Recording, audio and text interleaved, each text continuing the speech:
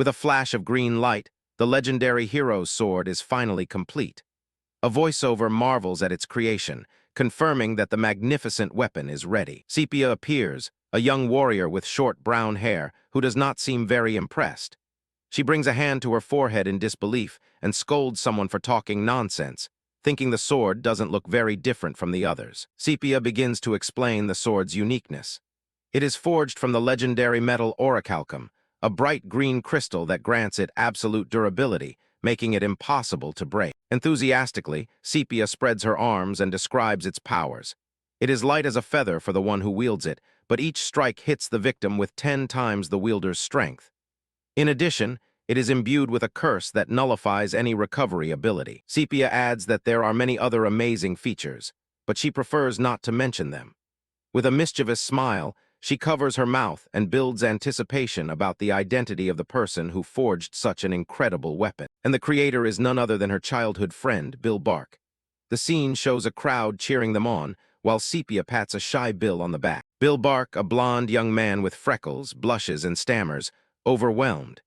He can barely get out that he hopes his humble talent will contribute to world peace, at which point Sepia tells him to speak louder. In a close-up of Sepia's eye, she looks at him with admiration and says, "You're amazing, don't you think?" Then the hero appears, a charismatic man with long blonde hair. He holds the sword, astonished by its incredible performance, and wonders if he is worthy to receive something so great. Bill, head lowered and visibly nervous, humbly replies that no matter how good a weapon is, if the user cannot use it, it is nothing but scrap. Sepia watches him, thinking he looks cool and that he can't even look her in the eyes. A hand gently rests on Bill's shoulder, a gesture of support and recognition. It is the hero, Shone, who looks at Bill with a kind smile and makes him a promise. "I will make you the best blacksmith on the continent." Bill looks up, his eyes widening, completely shocked by the hero's words. The figure of the hero, Shone, shines with a golden light. His presence is imposing and almost divine. Completely overwhelmed, Bill bows and thanks him. In his mind, he feels insignificant, just a borderland blacksmith compared to the hero's magnificence. From his perspective, Bill sees the hero, Sepia, and the others as the main characters of the story, while he is only a supporting character, an extra. But he doesn't mind. He is satisfied that his small talent can help them defeat the Demon King. After the ceremony, Bill approaches Sepia from behind and calls her name to speak with her in private. With his face completely flushed, Bill shows Sepia a small ring. He shyly confesses that he made it for her while he was forging the hero's sword. Holding the gleaming ring, he explains that it is also made of orichalcum, and nervously assures her that it will surely fit her well. Growing more nervous, Bill tries to downplay the gesture, saying it has no special meaning. But his true intentions are clear as he tries to gather the courage to confess his love. Finally, setting aside the excuses, he directly asks her to accept the ring, a clear symbol of his feelings. Just as Bill offers her the ring, Sepia stops his hand with hers, interrupting his confession. Sepia looks at him with a kind but distant smile. "If it's such a valuable ring," she says, "will you give it to me after we defeat the Demon King?" It's a subtle way to postpone her answer, and perhaps to reject him. Sepia's response leaves Bill stunned, barely able to make a sound. His face shows a mix of shock and the slow understanding of what she is really saying. Despite the sting in his heart, Bill manages a forced smile and nods. "Sure," he murmurs, accepting the painful reality unfolding before him. With his fist clenched, Bill processes the rejection. Inside, he admits to himself that he understands perfectly what Sepia's words mean. Watching the hero's back, Bill reflects. "Sepia, you actually like the hero, don't you?" he thinks, admitting that he already knew, but felt that if he didn't try at that moment, he never could. He knows that Sepia will soon rise alongside the hero to a place he can never reach. The image shows the hero party walking away, leaving Bill behind. With a sad, resigned smile, Bill whispers his last wishes for her.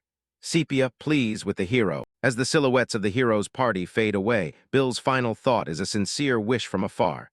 "You must be happy." Time moves forward 4 years. A man celebrates loudly with a bottle in hand. A caption announces that the hero's party defeated the Demon King, ushering in an era of peace. The scene shifts to a smithy. It is Bill's uncle, Phil, who, drunk, boasts that his master, Bill, is the youngest Meister in the Empire and contributed to saving the world. In the background, Bill, embarrassed, asks him to stop. Another blacksmith interrupts the celebration with a dose of harsh reality. He reminds Phil that, despite Bill's greatness, they can't even pay their taxes, and the smithy is about to be confiscated. The news leaves Bill in shock. Furious at the interruption, Uncle Phil throws the bottle at the other blacksmith, yelling at him for ruining the taste of the alcohol. Uncle Phil, enraged, shouts that it is Bill's fault. He points to the true culprit, the empire, which only supports large-scale workshops, leaving the country in ruin. Bill tries to calm his worked-up uncle, telling him to stop and that there must be reasons for everything. While working at the forge, Bill tries to smooth things over. With a smile, he says governing a country isn't easy and that he's simply proud to have been able to help the hero. The other blacksmith chimes in again, clarifying that the hero is no longer just a hero. His title changed long ago to Lord Protector Prime, a regent with no royal blood. Uncle Phil, now calmer and remorseful, apologizes to Bill. He feels guilty for having insisted that Bill take over the family business, believing that otherwise Bill would now be the best blacksmith at the Imperial Palace. Bill, hammer in hand and maintaining a positive attitude, assures his uncle it was his own choice.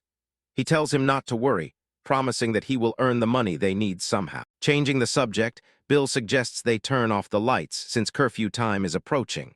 The others agree, afraid of being dragged away by the guards.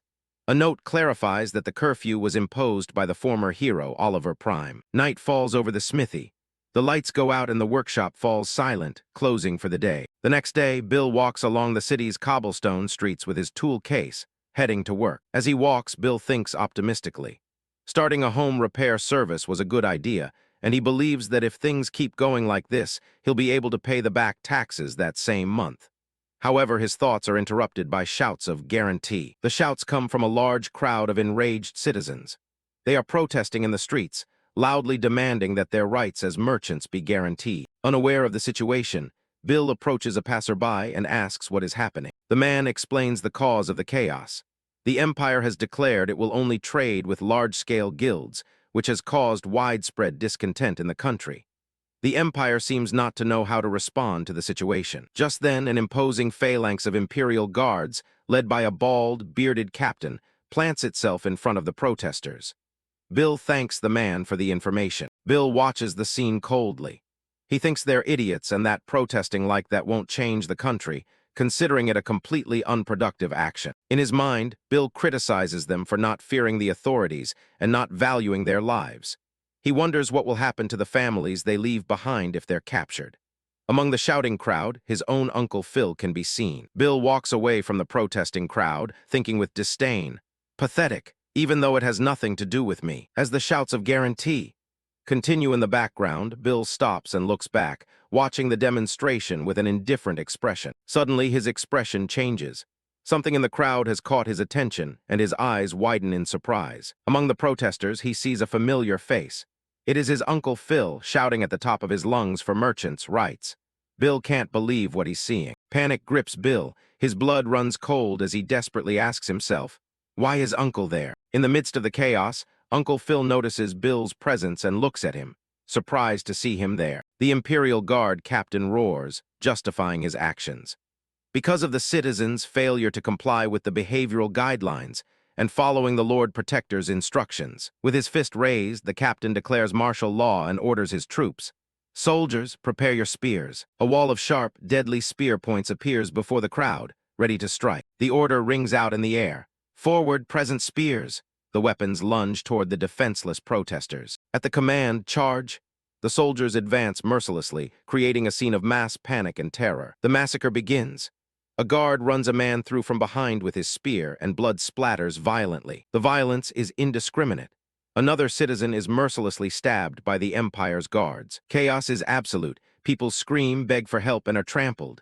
Bill stands frozen, unable to process the horror unfolding before his eyes. A victim's blood splashes onto Bill's face, snapping him out of his shock. As he wonders what is happening, a red flash glints in his eye, a sign that something within him has awakened. With his face smeared with blood, Bill coughs, horrified. The crowd's panic screams echo around him. Uncle Phil, also covered in blood, sees Bill and desperately screams for him to run and get to safety. But Bill refuses to abandon him. In an act of courage, he grabs his uncle's shirt, determined to get him out of there. With a new determination on his blood-stained face, Bill yells at his uncle to follow him through a shortcut. Phil looks at him, completely shocked by his nephew's sudden change. The sound of something breaking violently is heard. It is Bill, using his newly awakened ability to open a path. Bill leads his uncle and other blacksmiths through a narrow passage, fleeing from guards who chase them with orders to let no one escape. The captain, relentless, gives the final order, "You may kill them." A guard prepares to strike the fleeing men. As they run for their lives, one of the blacksmiths is struck in the back by a spear and falls to the ground. Bill pants, out of breath and horrified as he keeps running, clutching his tool case amid the chaos. The group runs desperately through a dark, narrow alley, the sound of their footsteps echoing as they try to escape certain death. In the middle of the escape, a memory hits Bill. He realizes he learned about his strange ability on the first day he followed his father to the forge. As they run through the alley, the world around him begins to change for Bill. Reality breaks down into an intricate web of blue lines. It is his structural analysis ability in full effect, revealing the skeleton of the world. Bill can see the fundamental structure of everything around him, a vision that goes beyond normal perception. With his eyes glowing with a bluish light, Bill understands that he can see things others cannot. He sees himself as a small figure within a vast world of lines and structures, confirming that his perception is unique. Quickly analyzing his surroundings, Bill looks up. His expression changes as he finds a solution. His ability highlights a weak point in the wall, a bright red line amid the blue matrix. "There," he exclaims, pointing out their escape route. Without hesitation, Bill raises his trusty blacksmith hammer, ready to strike. With a precise blow, he hits the weak point his ability revealed, opening a hole in the stone wall. The group rushes through the opening, escaping the main alley.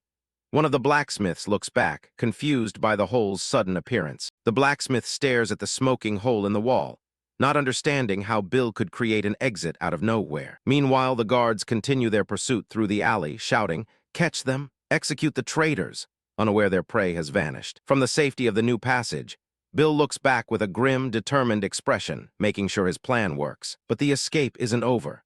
Another group of guards appears at the end of the alley, blocking their path and shouting, "Stop right there, traitors." Trapped, Bill begins a quiet countdown, sweat running down his face. 3. The guard's leader steps forward, furiously promising, "I'll make you pay for all your crimes." Bill continues his countdown. 2. Meanwhile, the hole he made earlier begins to crack the surrounding wall. The cracks spread rapidly through the building's structure, like a deadly spiderweb. The count reaches 1. The entire structure of the alley begins to shake and crumble. 0. With the final impact, Bill has triggered a structural collapse. Wooden beams snap and walls give way. Bill's trap activates. The ceiling and walls of the alley cave in directly onto the guards pursuing them. The guards have only an instant to look up in confusion and terror, before being buried under tons of rubble. With an explosion of dust and wood, the alley collapses, crushing the soldiers. In the background, Bill and the others continue their escape. At last, the group manages to leave the city and reach the relative safety of the forest, where their smithy is located. Back at the smithy, Bill collapses, the trauma of the massacre hitting him with full force. Trembling, he can barely murmur, "Damn it, why?" Bill suffers a nervous breakdown, clutching his head in despair while the other blacksmiths, injured and bloodied, watch him. One of them apologizes, overwhelmed by guilt and fear. Uncle Phil tries to reassure them, saying their smithy is isolated and they should be safe. However, his expression is serious as he demands that Bill explain exactly what happened. Still in shock, Bill asks what happened at the demonstration, trying to understand the brutality of the guards' response. With a grim face, Uncle Phil admits they don't know all the details either, but states that the Empire's reaction was completely disproportionate and exceeded any normal limit. Phil steps closer to Bill and tells him that surely he felt it too, the way the country is devouring ordinary citizens. Bill, unable to respond, lowers his gaze. Shaking uncontrollably, Bill puts his hands on the ground and begs his uncle, pleading that he never again take part in civil movements. Uncle Phil tries to argue back, saying that if they do nothing, the country, but Bill cuts him off, shouting, "The country." In an outburst of despair, Bill yells at his uncle. He questions why his uncle has to step forward in a matter that should be the Lord Protector's responsibility. Bill finally reveals the root of his terror. He confesses that he fears these situations because his parents died after being drafted as combat engineers, and he also lost contact with Sepia as the war went on. Uncle Phil listens in silence as Bill continues, admitting that people's suffering is painful, but that's precisely why he works so hard, convinced they can save the smithy without needing protests. Broken into tears, Bill asks whether the country is more precious than family. He sobs, terrified at the idea of losing his uncle too and ending up completely alone. Moved to the core, Uncle Phil strokes Bill's head, his face full of regret. "Bill, I'm sorry," he whispers. Phil hugs his nephew to comfort him, promising through sobs that he will never again make him worry like that. Turning to the other blacksmiths, Uncle Phil announces his decision. "Everyone, I'm sorry. I'm leaving the civil movement starting today." The others respond that it's fine, that family comes first. The other blacksmiths join in the decision. They agree they never intended to risk their lives and that all they want is to return to their families. A clear blue sky with birds flying freely marks the arrival of a new day and a false sense of peace. The next morning, sunlight enters the smithy, where Bill and the others sleep deeply on piles of hay, exhausted from the previous day's events. Bill shifts in his sleep, letting out a groan as he sleeps. Little by little, Bill begins to wake up, opening his eyes with an expression of calm he hasn't had in a long time. Beside him, his uncle murmurs an apology in his sleep. Bill looks at him with concern, but also with relief. Bill reflects, grateful that he was able to convince his uncle. He promises himself that he will make sure his uncle doesn't blame himself for the smithy's problems. With a serene smile, Bill lies back down, thinking that the nightmare has finally ended and that they can return to a stable life. Suddenly, the deafening sound of a kick shatters the tranquility. The smithy's door explodes into pieces. The Imperial Guard captain storms into the smithy with his soldiers. With an authoritarian gesture, he shouts the order, "Take them all." The guard captain proclaims the sentence, "Arrest everyone in the smithy for treason against the state." A spear comes dangerously close to Bill's throat. As the guards tie them up and drag them away, Bill, completely confused, wonders why all of this is happening so suddenly. Bill's mind races. Something doesn't add up. If the guards had known they were back, they would have raided them during the night, not in broad daylight. Besides, their smithy is in a remote location, so finding them by chance is nearly impossible. So how the hell did they find them? A desperate shout cuts through the air. "Wait a second, that's not what we agreed on." Bill's eyes widen as he recognizes the voice. The voice belongs to Tom, one of his fellow blacksmiths. He struggles against the guards while shouting, "Not the master. I told you my master didn't take part in the movement." While the others are seized, Tom keeps shouting, confirming the worst suspicion. There has been a betrayal. Bill's blood runs cold. With a trembling voice, he can barely say his friend's name. "Tom, you right now." Tom, his face twisted with panic and sweat, can only stammer, Master," unable to look Bill in the eyes. Bill looks at his hands, tightly bound. Understanding hits him with the force of a hammer. "Why?" he whispers, the pain of betrayal beginning to consume him. The pain turns into a tearing fury. With tears in his eyes, Bill screams with all the strength in his lungs. "Why did you betray US, Tom?" Staring blankly, Tom offers his pathetic excuse. "They said they wouldn't take the master." The betrayal is complete, and the chapter ends with Bill and his family being taken toward an uncertain fate. The scene shifts to a memory from the past. A young Bill Bark is crying, while his Uncle Phil looks at him from behind with an expression of resignation and sadness. In the memory, Tom, one of the apprentices, is sobbing uncontrollably. He laments that the smithy was about to be confiscated, but Uncle Phil didn't seem to understand the seriousness of the situation since he kept skipping work to join the civil movement. Tom continues his inner monologue, recalling that there is a reward for reporting those who participated in that movement. With that money, they could stop the confiscation of their smithy. His thoughts grow darker.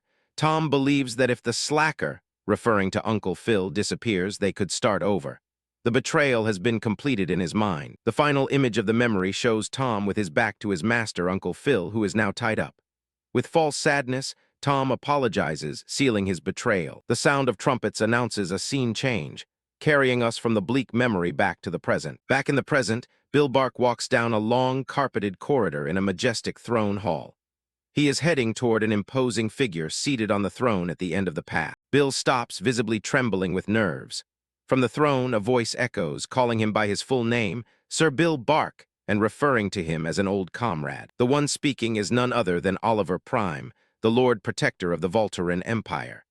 With a kind smile, he tells Bill he doesn't need to be so nervous, reminding him of their old camaraderie. Oliver asks him to make himself at home and relax, but Bill can only let out a nervous laugh, unable to hide his anxiety in the face of the Lord Protector's overwhelming presence. With a sly smile, Oliver gets straight to the point and asks Bill whether it is true that he took part in the civil movement, the same one for which his uncle was betrayed. Panic overtakes Bill. He falls to the floor and flatly denies the accusation, exclaiming how much he admires his hero.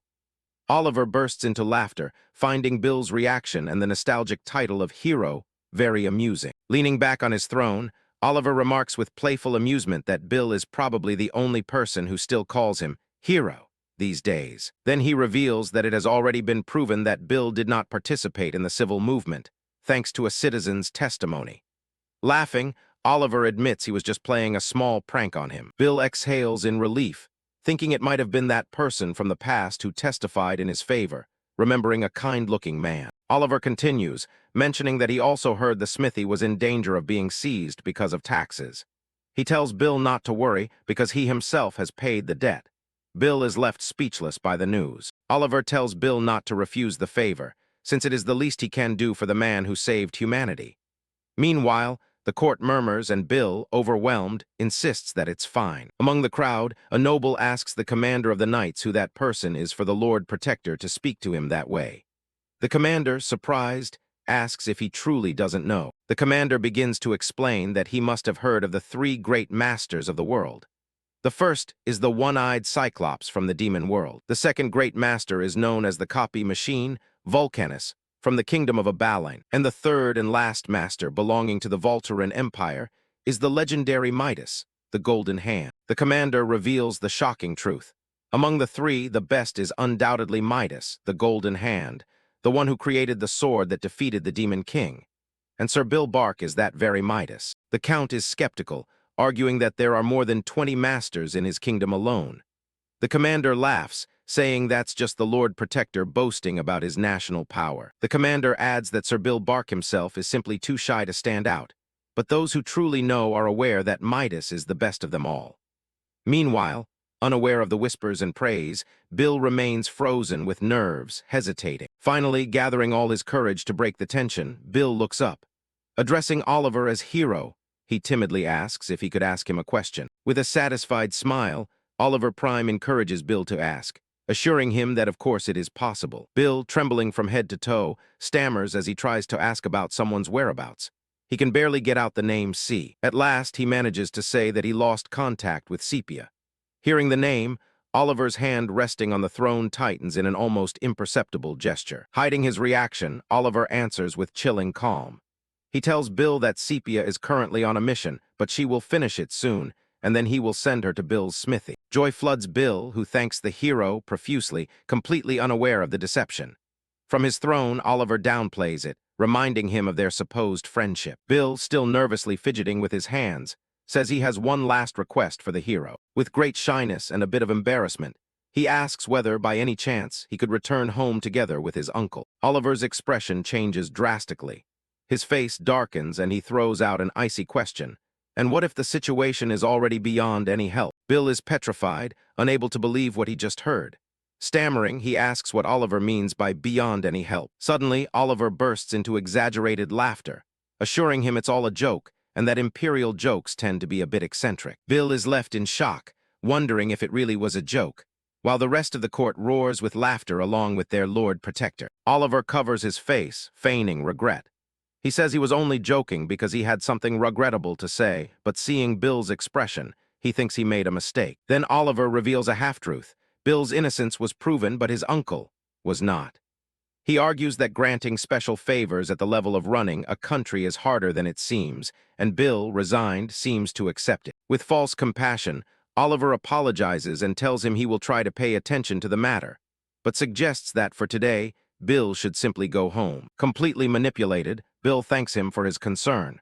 His faith in the hero is absolute, and he thinks to himself that the hero is just as he expected. A light in Bill's eyes, Oliver Prime shines like a sun, a beacon of hope and justice in his dark world. After that conversation, the waiting was not hard for Bill.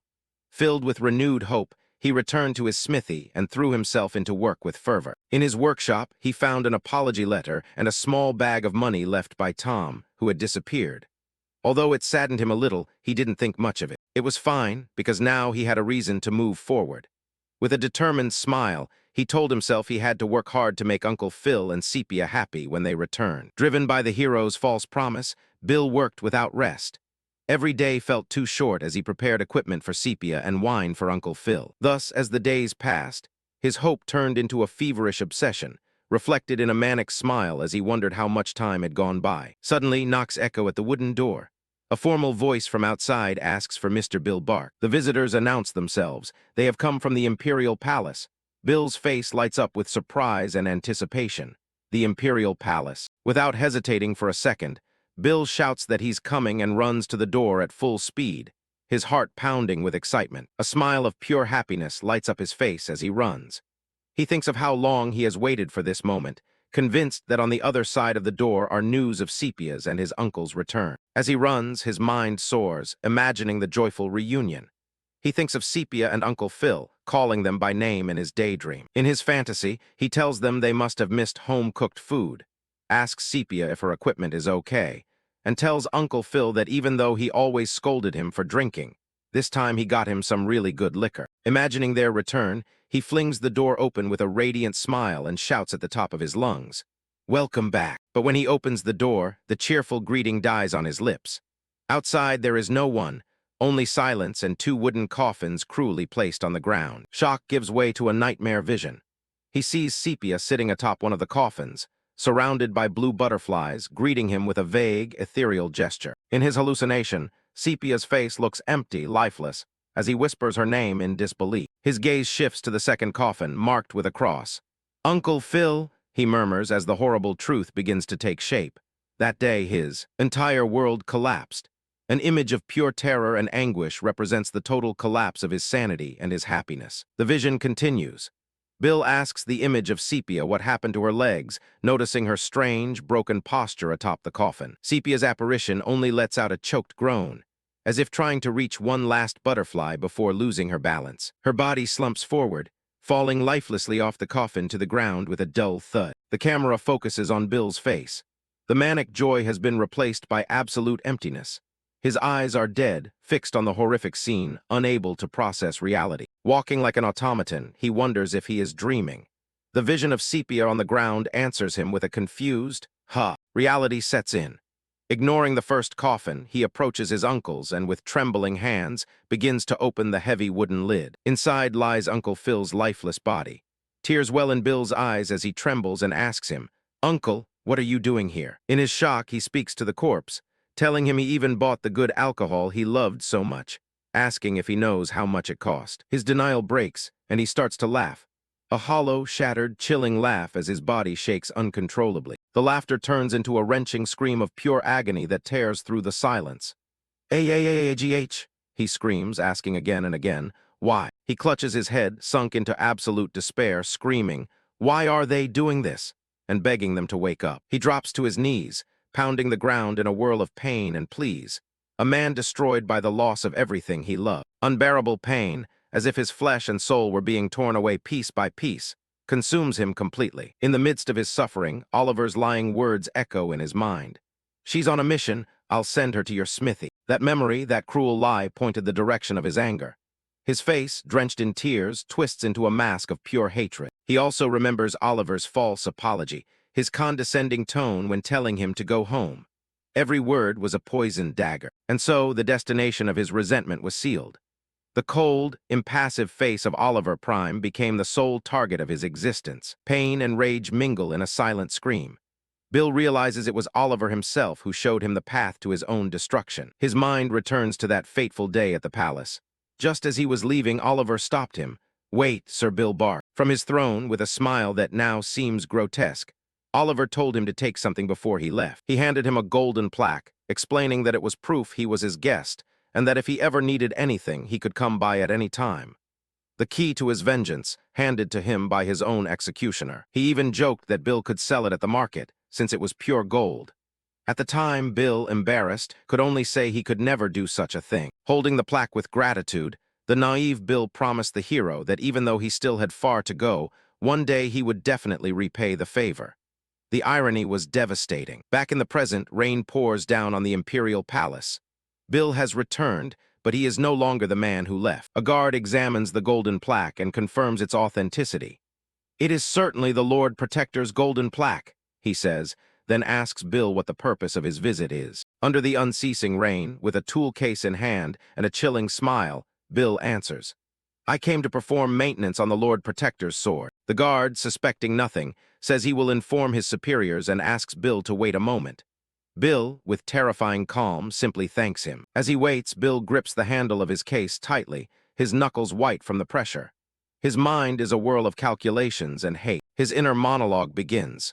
He wonders how a mere blacksmith could defeat the hero, the man who defeated the Demon King. In his mind, he pictures himself rushing at Oliver with a sword, a desperate and futile attack. He quickly reaches an unavoidable conclusion. The probability of winning a direct fight against the hero is 0%. In his imagination, Oliver defeats him effortlessly and walks away from his fallen body, indifferent. He is so fast that if he cut him, it's possible he wouldn't even notice. A direct fight would be suicide. But then the epiphany comes. It's obvious. He is a blacksmith, someone who creates weapons, not someone who wields them. And he asks himself, what does the hero possess? The hero's sword, how could he overcome that? The answer lies in the weapon itself. As he thought and thought, hammering metal in his forge, the sound of his hammer gave him the answer. The solution was surprisingly simple. It was something only a blacksmith can do, an action he could take precisely because he was a blacksmith. His eyes burn with a new and terrible determination. He raises his hammer not to forge but to destroy. The key word of his vengeance echoes in his mind: repair. Of course, it is perfectly natural for a blacksmith to do repairs. No one would suspect his intentions. The master plan unfolds in his mind. First, the opponent, in this case Oliver, becomes defenseless and lowers his guard with no suspicion. Second, on top of that, he, the blacksmith, gets the most powerful weapon of his enemy into his own hands. And the final step, confront a defenseless human while wielding the strongest weapon. A brilliant plan, a perfect trap the hero could not escape. Bill confronts him, demanding an answer. With his back turned, Oliver responds with a coldness that freezes the blood. I didn't want to be a hero. Bill is stunned. Pardon, why? He asks with a nervous smile, unable to believe what he's hearing. Regretting his fate, why is he saying this all of a sudden? Oliver begins to explain his twisted philosophy. He says there is a limit to what a single person can save with their power. He felt a deep skepticism about the ideal of the hero. Clenching his fist tightly around the sword, Bill tells him not to say things like that. He reminds him that he killed the Demon King and restored world peace. Yes, I saved the world, Oliver admits, as he slowly turns to face Bill, who is now holding the legendary hero's sword. But what if the Demon King's army had never been able to invade in the first place? He proposes, beginning to reveal his true way of thinking. And if I hadn't needed to save the world? He asks, leaving Bill completely bewildered by his logic. With exasperating calm, Oliver tells him it's a simple story. Bill, confused, asks what he means. It would have been enough if we were strong enough that no one would dare covet us, he explains. Bill stares at him, his face showing growing confusion and anger. If it had been that way, the war would not have happened from the start. But this country couldn't do that, Oliver declares with disdain. He reveals that after killing the Demon King, he thought endlessly about how to prevent such a tragedy from happening again. Do you know what conclusion I came to? He asks. Bill, his face darkened by hatred, clenches his jaw and demands to know what that conclusion was. With an imposing posture and a gaze full of arrogance, Oliver declares, to rule the country directly. He explains his purge. He eliminated the corrupt, stagnant nobles and royalty and instead employed capable, brilliant talents. As a result, national power entered an unprecedented golden age. I won't settle for this. I'll make it grow even more, to build an empire that no one dares to covet, he proclaims, spreading his arms as if he already owned the world. He turns to Bill with a twisted, mocking smile. Now do you understand the reason I brought you all the way here? He always knew about Bill's murderous intentions. The revelation snaps Bill's last shred of control. I don't know, you bastard, he screams, and he lunges, swinging the hero's sword. Consumed by blind fury, his only thought is to finish the man who took everything from him. If you're done talking, then just die, he roars. However, Oliver, who had foreseen everything, dodges the blow with insulting ease, showing no surprise at all. What a shame, he says with false regret. He points a finger at Bill, and a bright green sphere of energy materializes at the tip. A beam of pure energy. A magic arrow shoots from his finger straight toward Bill's chest. The impact pierces his shoulder, blasting him backward with brutal force. Blood gushes from the wound. Bill grits his teeth. A groan of pain and shock escapes his lips as sharp pain surges through his body. A scream of agony bursts out as the hero's sword slips from his hands, clanging against the marble floor. His plan has failed completely. Alerted by the noise, Imperial guards rush into the hall, shouting, Lord Protector! They find Bill on the floor, wounded and defeated. As the guards pin him down, they inform him that he is under arrest on suspicion of attempted murder. Beaten and bleeding, Bill can only scream the name of his betrayer with all the hatred he has left. Oliver Prime. With the little strength he has remaining, Bill asks the question that gnaws at him. "Since when did you realize I was going to attack?" he demands, seeking an answer to his humiliating failure. Oliver, with an elegant, condescending wave of his hand, corrects him. "Your question is poorly phrased," Bill barks. With a smug smile, Oliver delivers the finishing blow. He asks whether Bill truly believed that he, the man who defeated the Demon King without help, would not have sensed Bill's murderous intent from the very beginning. The question was not "since when did you know?" but "why didn't you harm him despite sensing it?" With this revelation, Oliver demonstrates the scale of his arrogance. He allowed everything to happen, viewing Bill's revenge as a simple game. Bill, his face filled with anguish and cold sweat, directly asks the protector of the kingdom, Oliver, the reason for his actions. Surrounded by knights, Oliver, the hero, looks down at Bill and answers with surprising coldness. "Because you are competent." With a piercing gaze, Oliver reveals that he wanted Bill as his man, his ally. He says the offer still stands and asks whether Bill will not take his hand. Oliver extends his hand, a gesture of invitation that contrasts sharply with the violence and betrayal Bill has just experienced. Bill, kneeling and wounded on the ground, looks at Oliver, surrounded by the imposing royal guard. The difference in power between them is overwhelming. In disbelief, Bill asks if he is serious, even after trying to kill him.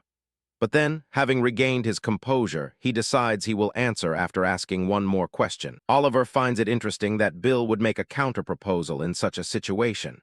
With a condescending smile, he agrees to answer sincerely. With a serious expression and clenched jaw, Bill utters a name that torments him.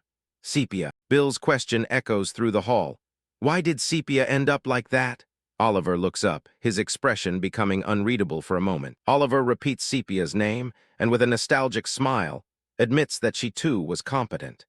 He begins to recount how she fought her way through the Demon King's army of 200,000 men. Oliver's narration takes us into a flashback. He describes how Sepia, in a bloody battle, lost her legs while fighting the Demon King. Despite her terrible injury, she did not despair. She is seen being carried on a comrade's back, surrounded by the silhouettes of the group of heroes. They had defeated the Demon King, and with their victory, peace came to the world. A bright and hopeful sky symbolized the new dawn they had achieved. But Oliver continues, explaining that this peace was surprisingly short-lived. Without a common enemy, humans busied themselves filling their own greed, and the kingdom fell into a state of war. At that time, the kingdom's power was weak, so even the heroes had to be deployed in the war, as seen in a grainy image of Oliver and his companions. Everyone was deployed, except her. The image shows Sepia, alone in a wheelchair in the darkness, her face covered by an expressionless mask. Oliver asks Bill if he knows the feeling of loneliness that remains when comrades fulfill their roles while one is left behind. The image splits Sepia in her chair and Bill, reflecting their shared connection to that feeling. Consumed by loneliness, Oliver narrates that Sepia, a metal goblet lies overturned on the floor, spilling a dark liquid that spreads like despair. Touch something she should not have touched. Sepia appears in the middle of a purple magic circle, invoking a forbidden power, black magic. And so, thanks to that dark power, she returned to the battlefield. Her silhouette rises once more, ready to fight, but an ominous shadow crawls from her new legs. Oliver ends his story ominously, telling Bill that he has already seen the side effects of black magic, so he already knows how it all ends. After telling his manipulated version of the story, Oliver asks again, "What do you think?" He awaits Bill's response to his offer. Bill remains silent for a moment, processing the story. Then, with a voice charged with growing anger, he demands, "Answer me." Oliver appears confused, claiming he has already answered everything. But Bill completely ignores the offer and goes straight to the heart of the matter, the question that truly gnaws at him. "Why didn't you help her while you were by her side?" Bill's voice breaks, mixing rage with deep pain.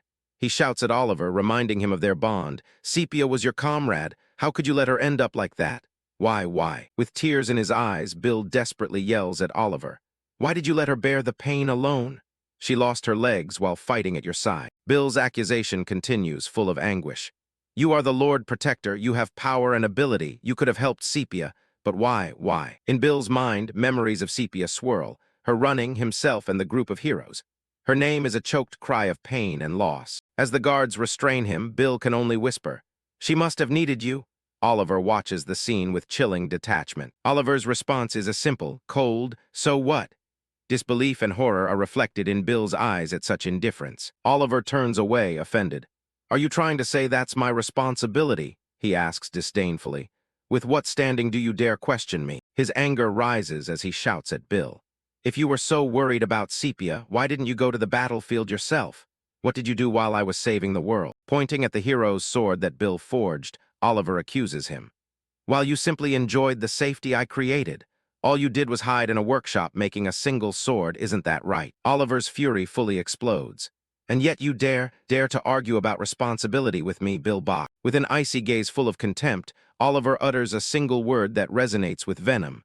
"Coward." He continues his verbal assault, looking down on Bill. "You are a coward who simply evades responsibility." Oliver turns away, letting out a mocking laugh. "Ha ha ha, coward." Suddenly his face contorts into a mask of pure rage.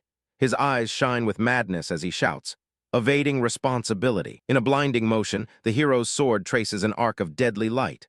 Oliver, in an act of shocking cruelty, attacks Bill. Bill can only let out a choked "ah" as he watches in horror as his own right arm is severed from his body. A scream of pure agony bursts from Bill. Meanwhile, Oliver, with the sword still in hand, asks coldly, "Why should I take responsibility? She's already useless anyway." Oliver stands over Bill's twisted body, lying in a pool of his own blood. "Valuing your contributions so far, I'll spare your life," he says with terrifying calm. Bill's severed hand lies motionless on the ground. Oliver adds with sadism, "With the hand you have left, try to live while fully bearing that precious responsibility." Oliver's words are a final torture as Bill screams, consumed by unbearable pain. The echo of Bill's screams fills the grand throne hall. Oliver walks away indifferently, leaving the broken blacksmith on the floor. The scene shifts to Bill's quiet smithy, located in the middle of a sunlit forest. Someone is knocking at the door. A delicate hand knocks on the wooden door. A female voice asks, "Are you there?" Receiving no response, the woman wonders if no one is home. The door opens with a creak, revealing a gaunt Bill with a vacant stare. The woman, relieved to find him, exclaims, "Ah, there you are." The visitor formally introduces herself. She is Sarah, the Thief Queen and a former member of the hero party. With a familiarity that contrasts with Bill's condition, she greets him. "It's been a long time, Bill." Sarah and Bill sit outside. She sighs and says, "So that's what happened." Bill remains silent, his gaze distant. Sarah makes a sarcastic remark. "Still, thanks to Oliver, the country moved forward, right?" Bill's expression darkens with anger and she quickly adds, "Just kidding, just kidding." She sighs again. "What a pointless trip." Then, with a direct look, she tells him that with an arm like that, he can't even do a blacksmith's work. The camera focuses on Bill's bandaged stump, a brutal reminder of Oliver's cruelty and of his new, painful reality. Bill responds in a low but firm voice, "I can manage." Sarah, skeptical, asks him to make her a new dagger. He refuses. She asks if he can do repairs. The answer is still no. Sarah dramatically collapses onto the grass. "Really? What a shame," she says, then throws out the bait. "I was going to tell you the story of Sepia behind the scenes." Bill startles at hearing it. Trapped, Bill reluctantly gives in. "This is just this once," he mutters. Sarah smiles smugly, knowing she has won. "See, you understand me after all," Sarah says with a sly smile. Then she gets to the point. "How much do you plan to charge for the dagger?" Bill, with new determination in his eyes, sets his price. "The cost of the material plus Sepia's story." "Fine deal," Sarah exclaims. They both sit in silence for a moment, having reached an agreement that will change everything. Back at the forge, Bill, using his left arm, strikes the metal with effort. As he works, Sarah begins her tale. "Wow, the hero really makes everything sound in his favor." Bill sweats from the effort, but anger burns in his eyes. Sarah continues, "Seriously, he's always mixed up in something shady." As Bill's hammer strikes the anvil, Sarah raises the first key question. "Shall we start with how Sepia lost her legs?" "Bill, do you really think Sepia couldn't escape the Demon King?" Sarah explains, "Sepia, the second fastest after me. The Demon King must have been just as fast and strong." She continues her logic. "She was fast, but the Demon King's strength lay in his destructive power, not in his speed. Sepia couldn't have lost both legs at once." A ring falls onto the stone floor, a symbol of something lost or a broken promise. Sarah's narration reaches the heart of the matter. Sepia. In a flashback, a young Sepia looks at a ring. Sarah reveals the truth. She didn't fail to dodge it, she chose not to dodge. The terrible truth is shown in a powerful image. Sepia, arms outstretched, placing herself between the monstrous silhouette of the Demon King and a terrified Oliver cowering behind her. Sarah confirms, to protect the hero. Sarah then addresses the next part of Oliver's lie. That's also the reason Sepia returned to the battlefield, she says, as we see Sepia's surprised face in the past. Another flashback shows Oliver approaching Sepia, who is in a wheelchair. He pleads, "Sepia, I need your help." Oliver, with a serious expression, explains the situation. To become the national protector, we must secure a victory in this war, but the situation is unfavorable. But with you, we could turn the tide. Sepia, with a sad look, rejects his request. "I'm sorry, Oliver, I don't think I can." She looks down at the blanket covering where her legs should be. "What am I supposed to do with these legs?" she asks, clutching the fabric in anguish. Sarah's narration interrupts, as if speaking to the Sepia of the past. "Don't worry about that." Oliver pulls out a scroll, the black magic spellbook. "Do you remember the spellbook we found in demon territory?" he asks. "With this, you could not only walk again, but even gain power greater than before." The manipulation has begun. Sepia, her face full of panic, tells Oliver, "But that's black magic." With genuine terror in her voice, she insists, "Black magic is a corrupting power." She knows the terrible price it carries. Oliver clenches his jaw, his patience has run out. Sepia's concern is an obstacle to his plans. He explodes in calculated fury. "And what does that matter?" he shouts, startling her with his sudden rage. The emotional manipulation begins. "Is that really what's important right now? Weren't we comrades?" he yells, making her feel guilty. "You're refusing just for that reason. How could you?" With fake tears in his eyes, Oliver delivers his master stroke. "I was thinking of you, of us, as more than comrades, and you," he shouts, feigning a broken and betrayed heart to pressure her. Sepia, completely disarmed by his outburst, can only stammer his name. "Oh, Oliver, ah." Oliver instantly changes tactics. He covers his mouth, feigning regret. What am I saying?" He turns to leave, completing his act. "I'm sorry, let's pretend today never happened." It's the final move to make her give in. As Oliver walks away, Sepia watches him, heartbroken and conflicted. The manipulation has worked. Feeling guilty and afraid of losing him, she stops him. "Wait!" His boots stop on the dusty ground. With her gaze lowered, she insists, "Wait a moment." Without Sepia seeing, Oliver turns back with a twisted, triumphant smile. He has gotten exactly what he wanted. Sepia gives in. "I'll help you." Hidden among the bushes, Sarah watches the entire scene, her face covered. She was a witness to Oliver's cruel manipulation from the beginning. Sepia repeats her decision. "I'll help, Oliver." Sarah's narration ends. Back in the present, the truth strikes Bill with the force of a hammer. The revelation is so shocking that he stumbles backward in horror. The ring he was forging slips from his hand and falls onto the stone floor, echoing the lost ring in Sarah's story. Bill steps on the ring without realizing it, his mind completely shattered by the truth about Sepia's sacrifice and Oliver's betrayal. His hammer falls to the ground. Bill looks at his only hand, trembling, then at his distorted reflection, as if he no longer recognizes himself. The shock triggers a painful memory. In a happier time, Bill approaches Sepia and shyly asks, "Sepia, may I take your hand?" She, confused, replies, "Huh." He hands her a small ring he forged for her. "This is yours," he says. "If you wear it on your finger, you won't lose it." Carefully, Bill tries to slide the ring onto Sepia's finger, a gesture of affection and a clumsy attempt to protect her. But the ring is too big. It slips from her finger and falls to the ground, a foreshadowing of his inability to protect her. Sepia looks at the fallen ring, confused. Bill, sweating and nervous, doesn't understand what happened. "Strange, why doesn't it fit?" he wonders, unaware of the symbolism of his failure. Bill's memory continues. He still doesn't understand why the ring doesn't fit, convinced he made it to the exact size. The ring slips off Sepia's finger again, a symbol of the disconnect and failure Bill now feels so acutely. The ring falls to the ground once more. Bill kneels, powerless, staring at the small object that represents his great failure. Back in the present, Bill is on his knees on the floor of his smithy. The combination of the truth and his painful memories shatters him. "Huh, what is this?" he whispers. Why?" Tears begin to well up in his eyes, streaming down his face smeared with soot and despair. He sobs uncontrollably, the pain finally consuming him completely. With a shuddering cry, he clenches his only fist, unable to contain the agony tearing him apart inside. Tears mix with sweat and grime as his face contorts into a mask of pure suffering. With a final shout of "Damn it!" he slams the ground with all his strength, releasing a fraction of his overwhelming helplessness. Collapsed on the floor of the smithy, Bill murmurs the names of those he lost. Uncle, Sepia, and then the question that consumes him. Where did I go wrong? His mind sinks into a spiral of regret. Was it when he accepted Tom as an apprentice, the man who would betray them? Or was it the moment he couldn't stop Sepia, letting her walk toward her tragic fate? Perhaps the mistake was handing the hero's sword to Oliver, the weapon that would be used to maim him. Or maybe the mistake was picking up the hammer for the first time. As he lies on the ground, sobbing, he feels the weight of his decisions. Everything I've done up to now. He feels trapped in darkness, every past action like a noose tightening around him, proving his own powerlessness. At his darkest moment, a gentle hand rests on his head, a touch of warmth in his cold despair. A vision of Sepia, radiant and smiling, appears before him, wrapped in a celestial light.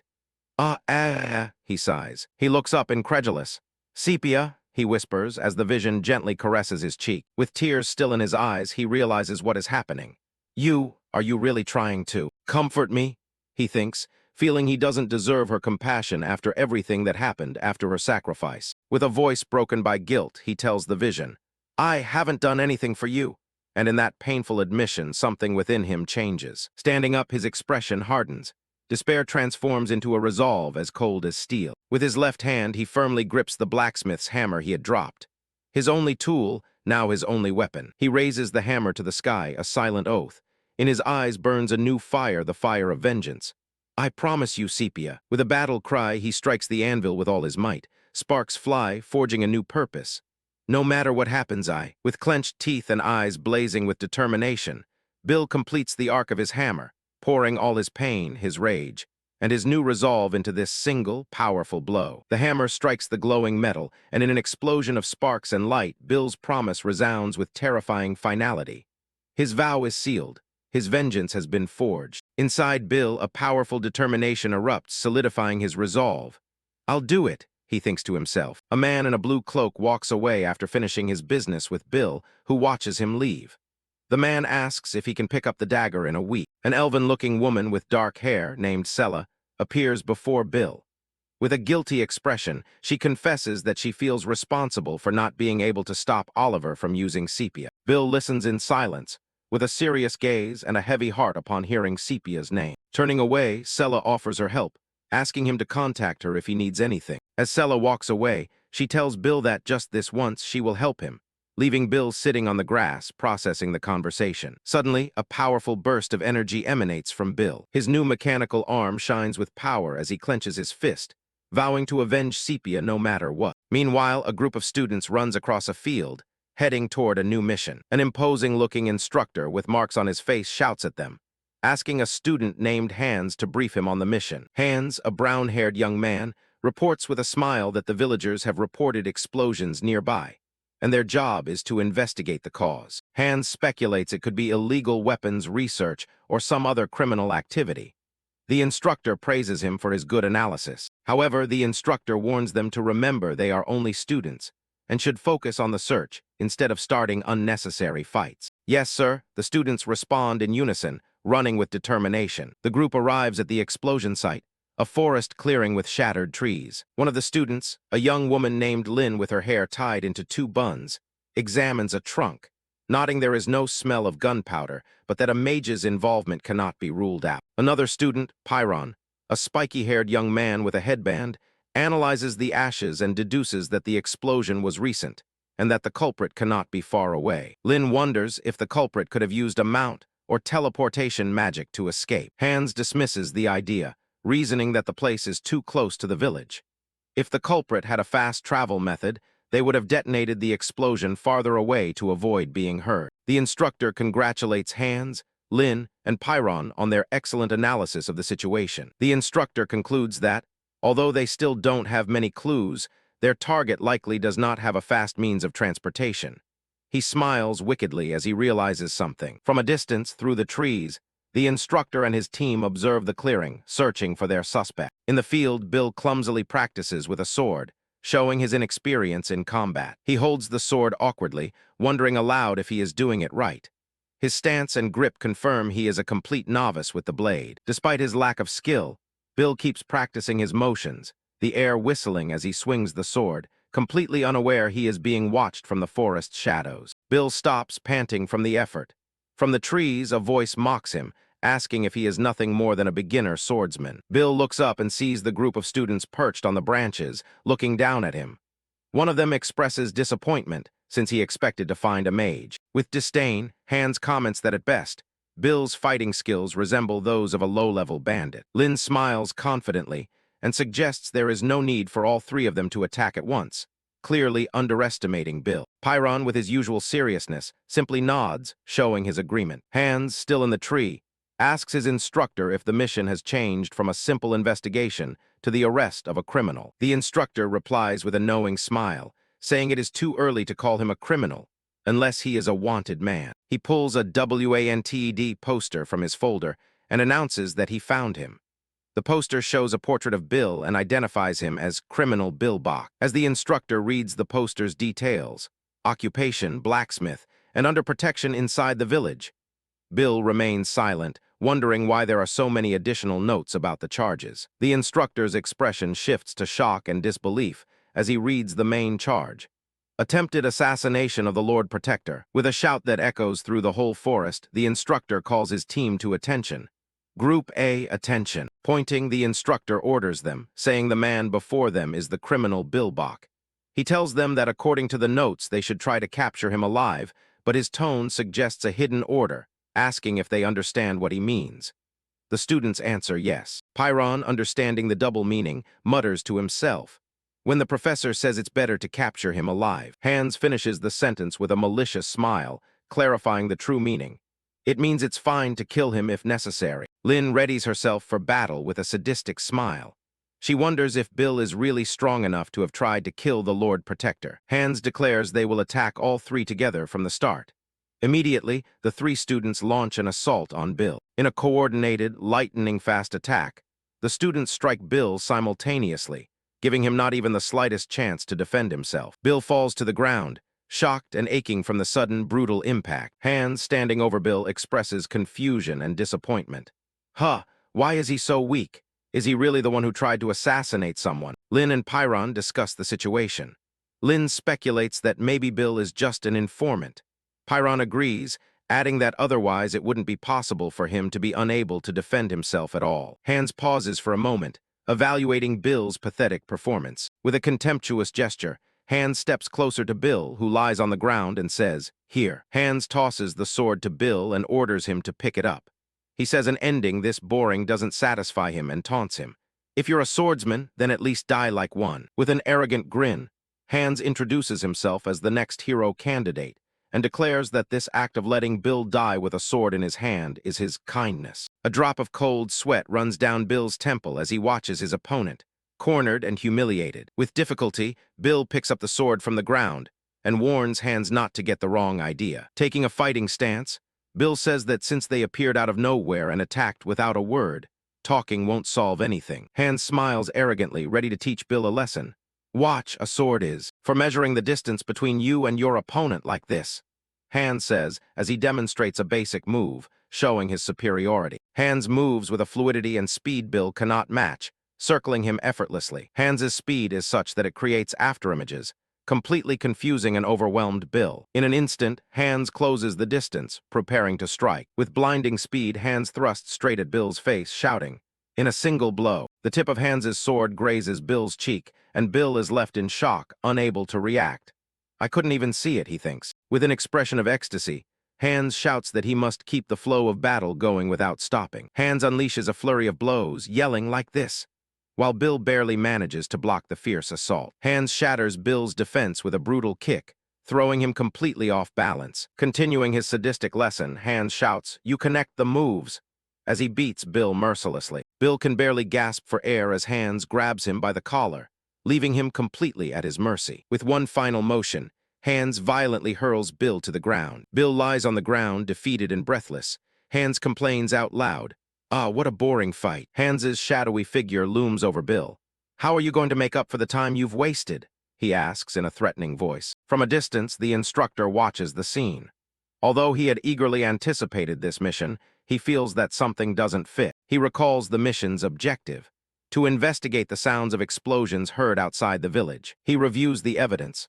The shattered trees and rocks at the scene confirmed there had been an explosion, just as Lin had analyzed. His initial theory, like Pyron's, was that the culprit was a mage or someone using bombs. The instructor puts the pieces together. There is no smell of gunpowder or traces of magic. The only one present is this novice swordsman, Bill Bach, whom Hans ridicules for being a swordsman who drops his sword. The contradiction is obvious. On the ground, Bill, bloodied and defeated, begs them to stop. Hans mocks Bill's pathetic plea. "Stop! Stop what?" he asks sadistically, preparing to continue the punishment. But just as Hans is about to land the next blow, Bill raises his hand and says, "Stop!" In that exact instant, the instructor understands. If Bill is alone, then the wanted criminal's weapon is not the sword. With a determined look, Bill raises his hand and says, "Let's end this." Hans realizes in horror the true nature of Bill's attack. It's something like a cannon, not a sword, he thinks. A devastating explosion of red energy bursts from Bill's hand, engulfing Hans completely. Power pours from Bill's mechanical hand, which shines with white and red light, surrounded by the remnants of the released energy. Hans screams in pain, covering his ears as blood pours from them. "This bastard hid his weapon, fucking coward!" he shouts in fury. Just as the enraged Hans lunges to attack again, a chain stops his arm. It is the instructor stepping in and saying, "Hey." The instructor restrains Hans as the dust from the explosion settles, revealing Bill on the ground and his sword a few meters away. The instructor asks Hans what kind of swordsman drops his own sword. From the ground, Bill, though exhausted, throws the question back with a mocking smile. "How can you call yourself a swordsman?" Bill's taunt enrages Hans. "What did you say, brat?" he shouts through clenched teeth. Hans twists, trying to break free from the instructor's grip, threatening to cut Bill's mouth open. Shouting, "Die!" Hans surges forward, but Bill simply raises a hand to shield himself, shrinking back from the imminent blow. Steel clashes against steel, as Hans's attack is blocked at the last second. The instructor steps between them. "That's enough," he says in an authoritative voice that stops the fight cold. Hans, shocked by the intervention, yells, "Sir!" The instructor looks at him with a stern expression that allows no argument. The instructor watches Bill on the ground and thinks to himself that the kid's plan was pretty good. In his mind, he analyzes the situation. Bill used power strong enough to kill and lured them in close to ensure the hit. But at the crucial moment, the instructor recalls, visualizing Bill raising his hand not to attack, but to protect himself. He closed his eyes. The instructor realizes Bill hesitated at the decisive instant. The instructor reaches a key conclusion. That fraction of a second hesitation, he's probably never killed anyone before. He reflects on the nature of killing. Even if someone tries to kill you, taking a life is not easy. The instructor addresses his students, who lie dazed on the ground. He scolds Hans for almost dying because he let his guard down, to which Hans replies with a growl to shut up. With an intense stare, the instructor orders everyone to be quiet and look at him. Pointing at the exhausted Bill, the instructor asks them, "Does he seem like a good opponent for real combat practice?" Hans, indignant, asks if they're going to leave it like this. The instructor calmly answers no. An opportunity like this is perfect for training. The instructor explains to Hans that despite having the power to kill them, Bill has not shown any real hostility toward them at any point. The instructor tells his team he understands they only fight seriously when there is real hostility, but provoking that in Bill won't be easy, to which Hans replies that that's what he was trying to say. With shining eyes and an icy expression, the instructor gives a new order. "Class 3, Group A, take out your talismans." Bill hears it, confused and alarmed. "Talismans?" He wonders as a drop of cold sweat runs down his face. The instructor speaks directly to Bill. "Criminal Bill Bach, do you know anything about the Hero Academy curriculum?" With chilling cruelty, he reveals one of the mandatory steps, training to eliminate hesitation when killing bad guys, which consists of cutting up the body of a living criminal. And he continues explaining that in this way, the students get used to blood and screams. Bill listens in horror, sweating profusely. Hearing the explanation, Hans and the other students start connecting the dots. The name Bill Bach suddenly feels familiar. The instructor delivers the final revelation. With an accusing finger, he declares that the practice target assigned to their group is called, precisely, Bill Bach. The word family echoes in Bill's mind. The realization of the system's monstrosity under Oliver strikes him like lightning, and his face twists into a silent scream of pure agony and rage, tears welling in his shining eyes. The instructor confirms the horrible truth with a satisfied smile. "That's right." Bill's body trembles uncontrollably, his teeth chattering. He stammers, I was prepared enough." The shock has broken him. He clutches his chest, feeling a deep pain that goes beyond the physical. The pain of betrayal and injustice still burns inside him. Grabbing his head, a new and terrifying clarity floods him. Now I understand, he thinks, his expression transforming. Bill stands up, his posture has changed. He is no longer that of a victim. He looks at the students and his mind clears. Oliver, killing you means destroying everything you've built. His revenge is no longer only against one man, but against the entire corrupt system that he represents. With tears of rage running down his face and a twisted smile shaped by pain and determination, Bill solidifies his new purpose. He will destroy everything, completely. He has been reborn as an agent of destruction. In the middle of a desolate wasteland, Bill stops a group of 4 fighters, asking them to wait. With a defiant look, he offers himself as an opponent, asking whether they don't need a real sparring partner. Bill addresses the group's leader, a muscular man with marks on his face, and explains that he is a blacksmith and that fighting like this won't serve as training for them. The group's master, a stern-looking man, asks bluntly what Bill is getting at. Bill's answer is simple and direct, one word: time. With a confident, determined smile, Bill makes them a chilling promise. If they give him time to arm himself, he will kill them with everything he has. One of the students, a red-haired young man, mocks Bill's proposal, suggesting they simply kill him right then and there.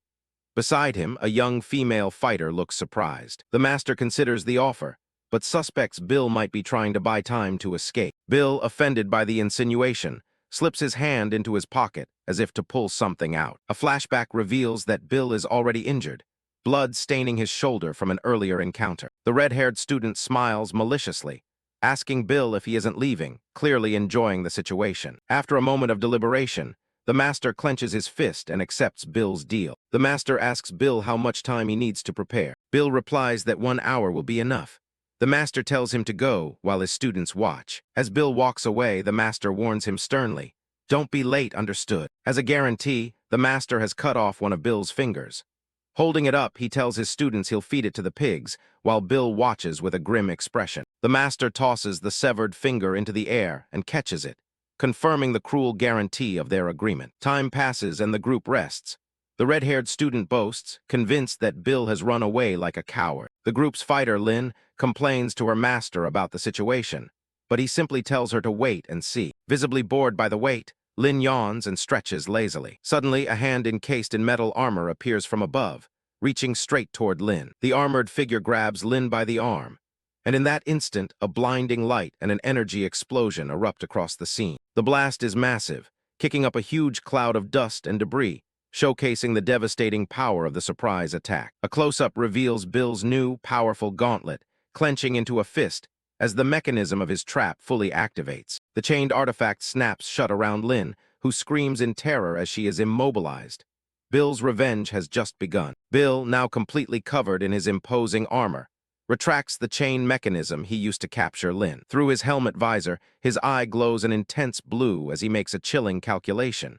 35 fingers left. Lynn, trapped and with her hand mangled, screams furiously at her companions, ordering them to kill that bastard and make him suffer before he dies. Driven by rage, the 2 male students, the redhead and the one wearing a mask, rush in to attack with weapons in hand. Both students unleash a flurry of attacks, but Bill, protected by his armor, blocks them with ease. Surprise and frustration show on the students' faces as they realize their attacks are useless against Bill's impenetrable defense. Bill holds his ground, wrapped in the steam rising from his armor as it takes the hits, demonstrating his incredible durability. Watching from a distance, the master smiles faintly and asks his disciples what he taught them about fighting enemies with hard exoskeletons. "Aim for the joints," he orders.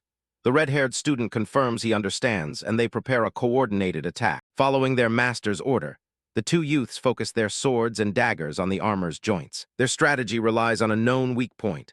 The joints connecting armor plates must be cloth or fine chain mail. Both students relentlessly strike at the joints of Bill's arms and legs, trying to pierce his defense. To his astonishment, the red-haired student sees that his sword cannot pierce the armor, not even in the supposed weak spots. Impatient at her companion's failure, Lynn yells at them to stop playing around and kill him already, while preparing her own long-range attack. With a shout of "Die!" Lynn launches a projectile with incredible force. The projectile flies straight toward Bill's helmet, but he remains motionless, showing no sign of concern. In his mind, the master analyzes the situation.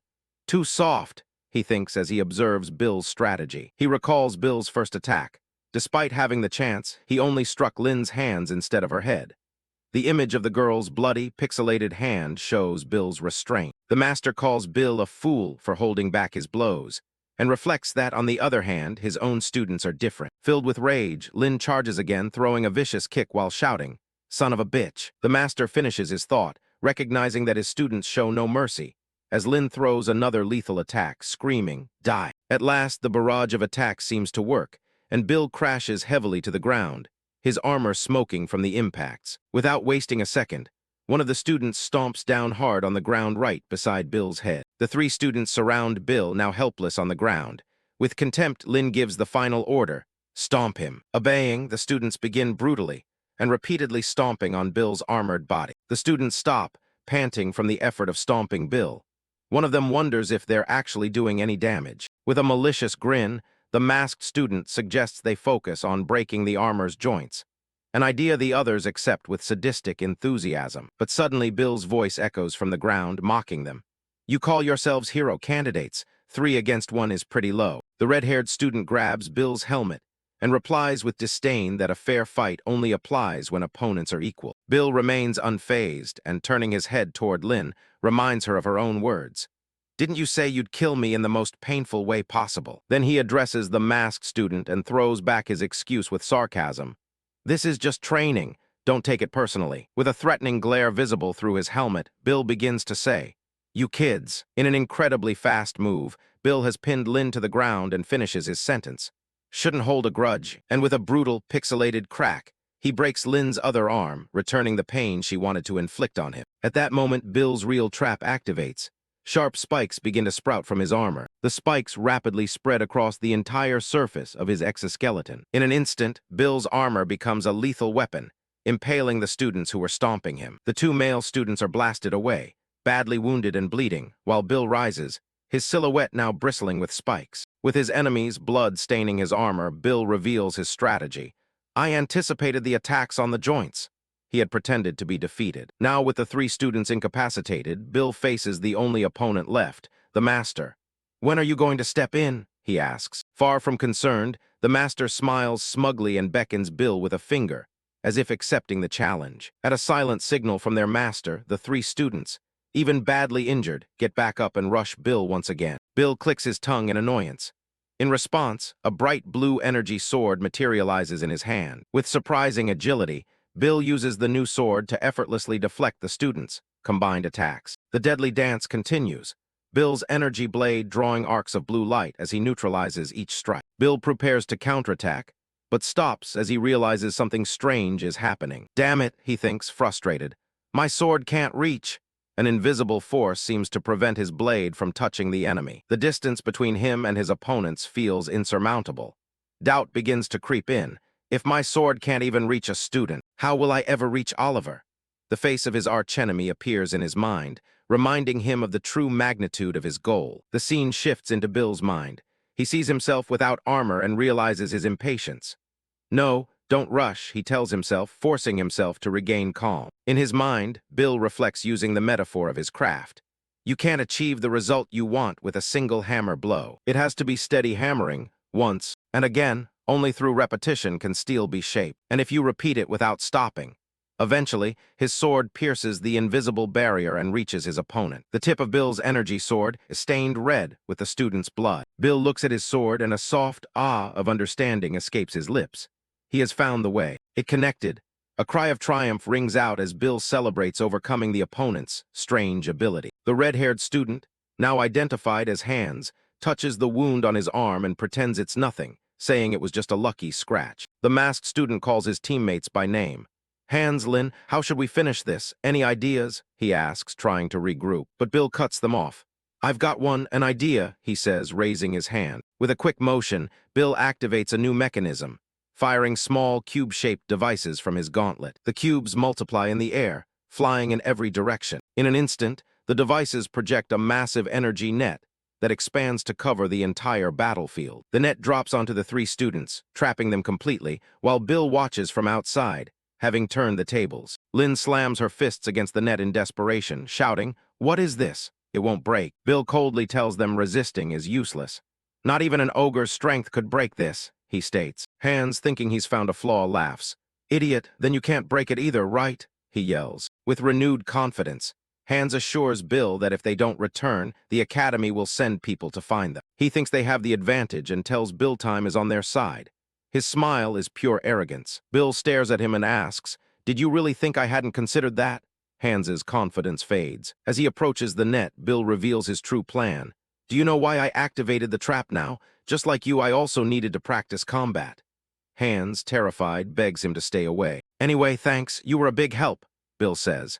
Hans, completely broken, begs forgiveness and pleads for his life, admitting it was all his fault. Ignoring his pleas, Bill raises his hand, now glowing with red light, and declares with terrifying calm, "I'll start by collecting the fingers." Hans's despair turns into rage and he screams, "You damn bastard, get your hands off me. I said forgive me." As a last resort, he screams for his master, "Sir, help us."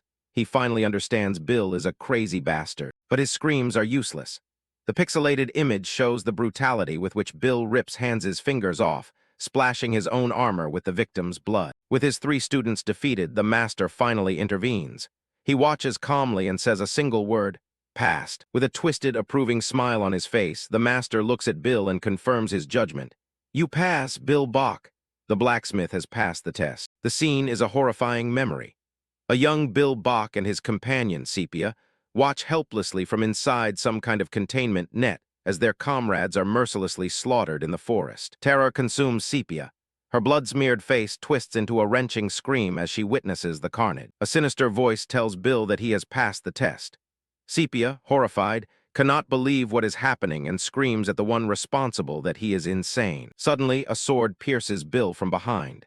In disbelief, he realizes his attacker is none other than his own master. Bill's face fills with confusion and shock, unable to comprehend his master's betrayal. A spray of blood splatters across the scene, marking the brutality of the surprise attack. The master's hand grips his bloodied weapon tightly as he speaks chilling words. "May the dead rest in peace." Standing over the corpses of his students, the master adds a twisted prayer, wishing their next lives to be filled only with good adults, as if he himself were a savior. The scene shifts slightly. Bill, now wearing full armor stained with rust, trembles as he grips his sword, bracing for the worst. The master addresses Bill, who is in a defensive stance. With unsettling calm, he tells him he doesn't need to be so on guard. Walking away from the massacre, the master repeats to Bill that he already told him he had passed the test, completely ignoring the chaos he created. Inside his helmet, Bill's eyes widen. He is stunned by his master's speed and skill, admitting to himself that he couldn't see any of what happened. Bill's mind struggles to process the horror. He wonders why his master would murder his own students, his comrades. With a growing sense of dread, Bill realizes his master's true nature. He thinks, "How am I supposed to deal with a monster like this?" Despite the fear, Bill plants his feet and holds firm. He takes a fighting stance, ready to face the towering, monstrous figure of his master. The master tries to reason with Bill, but his logic is that of a psychopath. He says it's a misunderstanding and that those kids deserve to die. With a twisted smile and shining eyes, he continues his justification, saying that letting them die tortured would have been regrettable, and that it was better to finish them off without pain. An extreme close-up of the master's eyes reveals a hollow, terrifying stare, the eyes of someone stripped of all humanity. Suddenly, something strikes the master, and he lets out a small cry of surprise as a flash of energy hits him. Though surprised by the attack, the master seems to recognize Bill's fighting style. "I figured you follow this pattern," he comments. Bill defends himself with a kind of energy whip emanating from his gauntlet. The master tells him to listen, preparing for a new offensive. The master charges again, closing the distance while revealing to Bill that he came specifically to meet him. As he presses Bill with his weapon, the master tries to find common ground. He asks bluntly, "You hate the kingdom's guardians, don't you?" Bill strains to withstand the powerful assault while the master doubles down. "We feel the same," he declares, trying to forge a bond through shared hatred. The master backs off, ending the show of force and shifting into negotiation.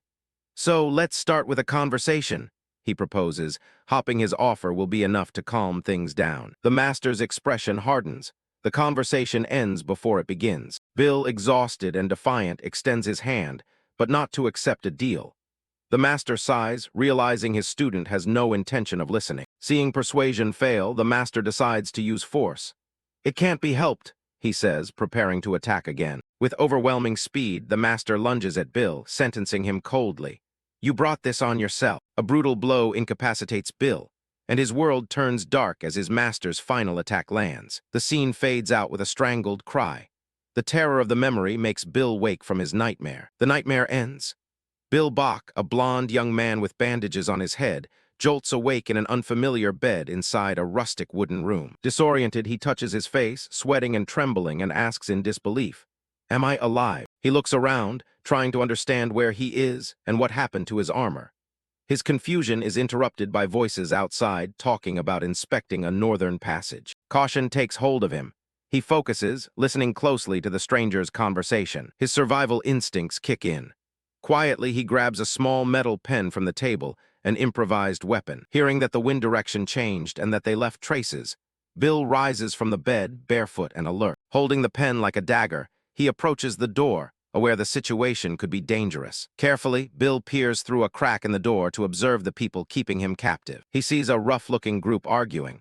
They seem concerned about security and are looking for the key to a storeroom. Bill studies the motley crew, a red-haired youth, a light-haired woman, and other armed men. They are definitely not Kingdom soldiers. The scene shifts to a memory or conversation about Bill's master, Mr. Baron. One of the men praises him, saying his control of force was incredible.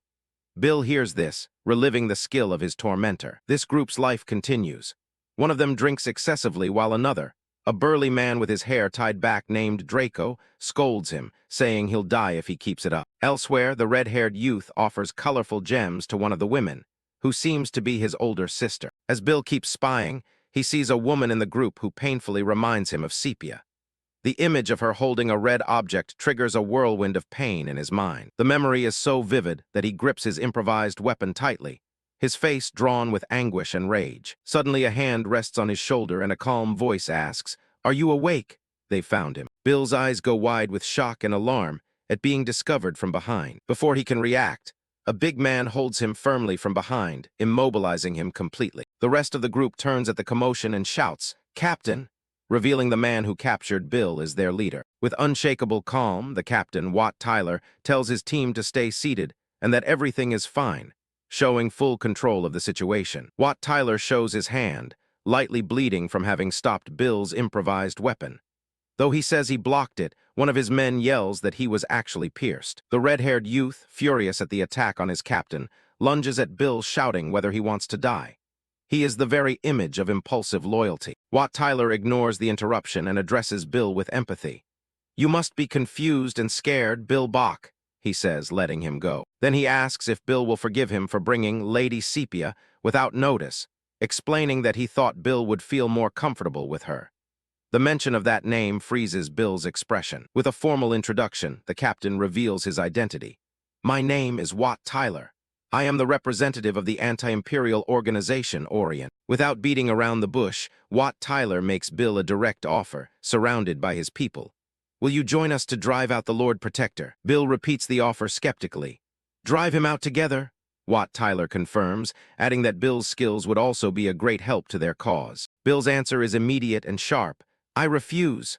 Wat Tyler looks at him, showing no surprise at all. With a gaze full of hatred and determination, Bill declares his true and only objective. "My goal is to assassinate the Lord Protector." Wat Tyler processes the declaration with a slight smile, as if Bill's answer confirmed something he already suspected. "I see," he murmurs. With a strategist's gesture, Wat Tyler warns him it won't be easy to kill a Lord Protector who holds such power, and proposes an alternative. The counteroffer is pragmatic. "Let's cooperate only until we drive out the Lord Protector. After that, you're free to do whatever you want." Wat Tyler extends his injured hand toward Bill, sealing the proposal with a single word: cooperation. The faces of Orion's members watch closely, waiting to see Bill's reaction to their leader's shrewd proposal. A handshake, Bill's bandaged hand is clasped by Wat Tyler's, a symbol of an agreement reached. The grip is firm, a pact is sealed between the two men, but in Bill's mind the word cooperation echoes bitterly. "Cooperate with the bastards who tortured my uncle and me," he thinks in fury. The memory of pain and betrayal erupts into a burst of rage. With his face twisted by hatred, Bill screams at them to get out before he kills them all. One of the members tries to calm him, saying it's a misunderstanding, while another, the man with the goatee, admits he likes Bill's thirst for revenge. However, Wat Tyler goes straight to the point, challenging Bill. But will that be enough? You alone killing the Lord Protector. Orion's leader steps closer, his presence imposing as he keeps pressing Bill with the harsh reality of his situation. The final question falls like a verdict, exposing Bill's greatest weakness. Do you have the confidence to face the Lord Protector? Bill stammers, unable to answer. He grips the stump of his amputated arm, insisting he will do it with his own hands, but his body trembles, betraying his lack of confidence. The final image is a powerful reminder of his tragedy. Bill's silhouette, marked by the absence of his arm, a symbol of his desire for revenge and his apparent inability to achieve it alone. The harsh truth hits him. Bill collapses to his knees, letting out a cry of pure agony as he faces the reality of his powerlessness. He clutches his head, tormented. How am I supposed to? He laments, completely broken by despair. As Wat Tyler watches in silence, Bill's mind floods with losses. My arm, my hand, Sepia too, and Uncle too, he whispers, blaming himself for everything. Another member of the group, a kind-looking man, intervenes. He places a hand on Bill and tells the captain to stop, that it's enough. Bill keeps muttering about his own incompetence. The man steps closer to Bill with a hand on his shoulder and introduces himself gently. Bill's eyes, though full of pain, fix on the man, showing that despite everything, he is listening. To Bill's surprise, the man shows him his hand, which seems to have newly formed fingers, referencing the earlier misunderstanding about Bill's attack. The man introduces himself. I'm Edric. Why don't you listen to the rest of our story before deciding? He offers to give Bill the context he needs. The scene abruptly shifts into a memory, Edric's story. A pile of weapons is thrown onto the wooden floor of an arena. A group of prisoners, dressed in simple clothes, are ordered by a guard to pick up the weapons. A tyrannical count, seated on his throne, announces his cruel game. Freedom will go to those who fight and defeat him. One of the prisoners protests desperately. He tells the count they are ordinary people, farmers and merchants, who only took part in a protest. Another prisoner tries to plead, saying they only wanted to voice their demands. The count looks at him with disdain and snaps his fingers. On the count's order, the guards bring more prisoners into the arena. The new prisoners are the men's families, women and children barefoot and chained. Horror spreads among the prisoners as they recognize their loved ones. One man sees his wife, Lucy, while another sees his father. Edric's voice narrates the scene as the count, a bearded man in a purple robe, stands up. Edric explains that the reason he respects his comrades is because they are strong. The count addresses the prisoners, and Edric narrates his words. But they were no different from you before they took up weapons. The count points out the prisoners' former trades: farmer, carpenter, merchant, miner. He says he doesn't care what they used to be. He throws out his threat. If they can't raise a weapon to fight, I'll make your fighting spirit bloom by force. To prove it, he grabs one of the female prisoners in a threatening way. The woman's husband, seeing her in danger, screams desperately, "Get your hands off my wife!" Driven by rage and fear, the man finally grabs a sword and rushes to attack the count to save his wife. But the count is cruel and fast. In a merciless motion, he throws the woman, Lucy, directly into her husband, who is running toward him. The man stops dead, confused, until he sees the horror. A sword already pierces his wife's body. He stares at her, frozen by the tragedy. With inhuman coldness, the count asks the grieving husband, "What are you doing? Do I have to help you again?" The other prisoners tremble in fear. The man's scream of pain and rage echoes through the entire arena, a sound that finally breaks the spirit of the other prisoners. Pushed to the edge by despair and fury, the prisoners finally charge, rushing the count with the weapons they had refused to touch before. The count watches them come with a satisfied, sadistic smile.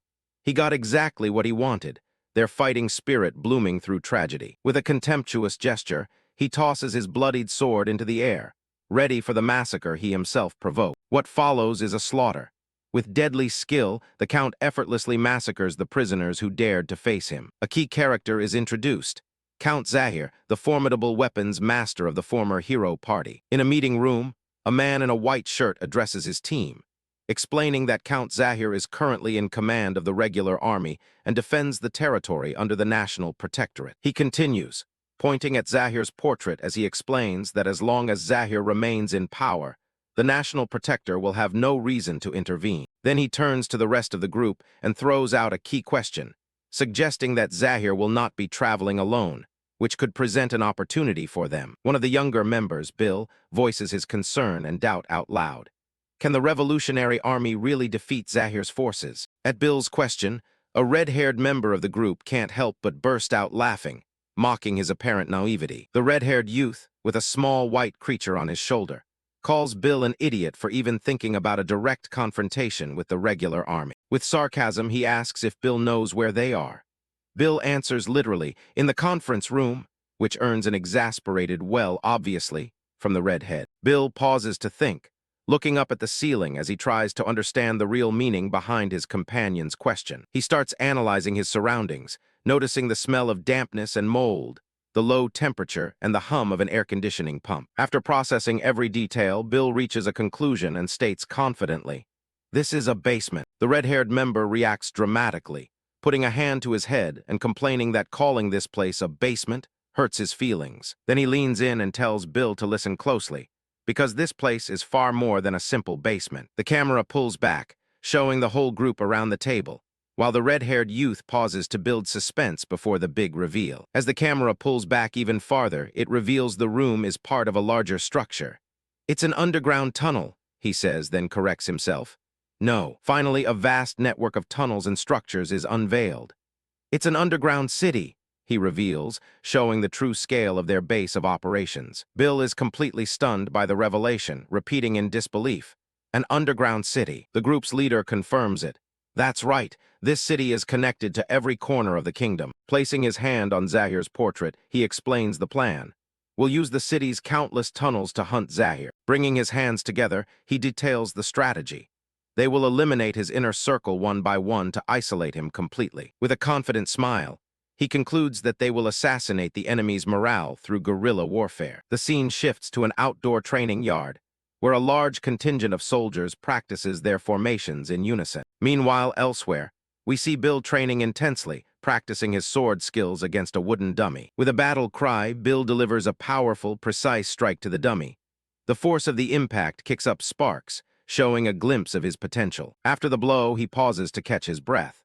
Sweat covers his face, but his gaze stays fixed and filled with unshakable determination, as if remembering the origin of his training. The scene rewinds into a flashback, continuing the training of a young Bill.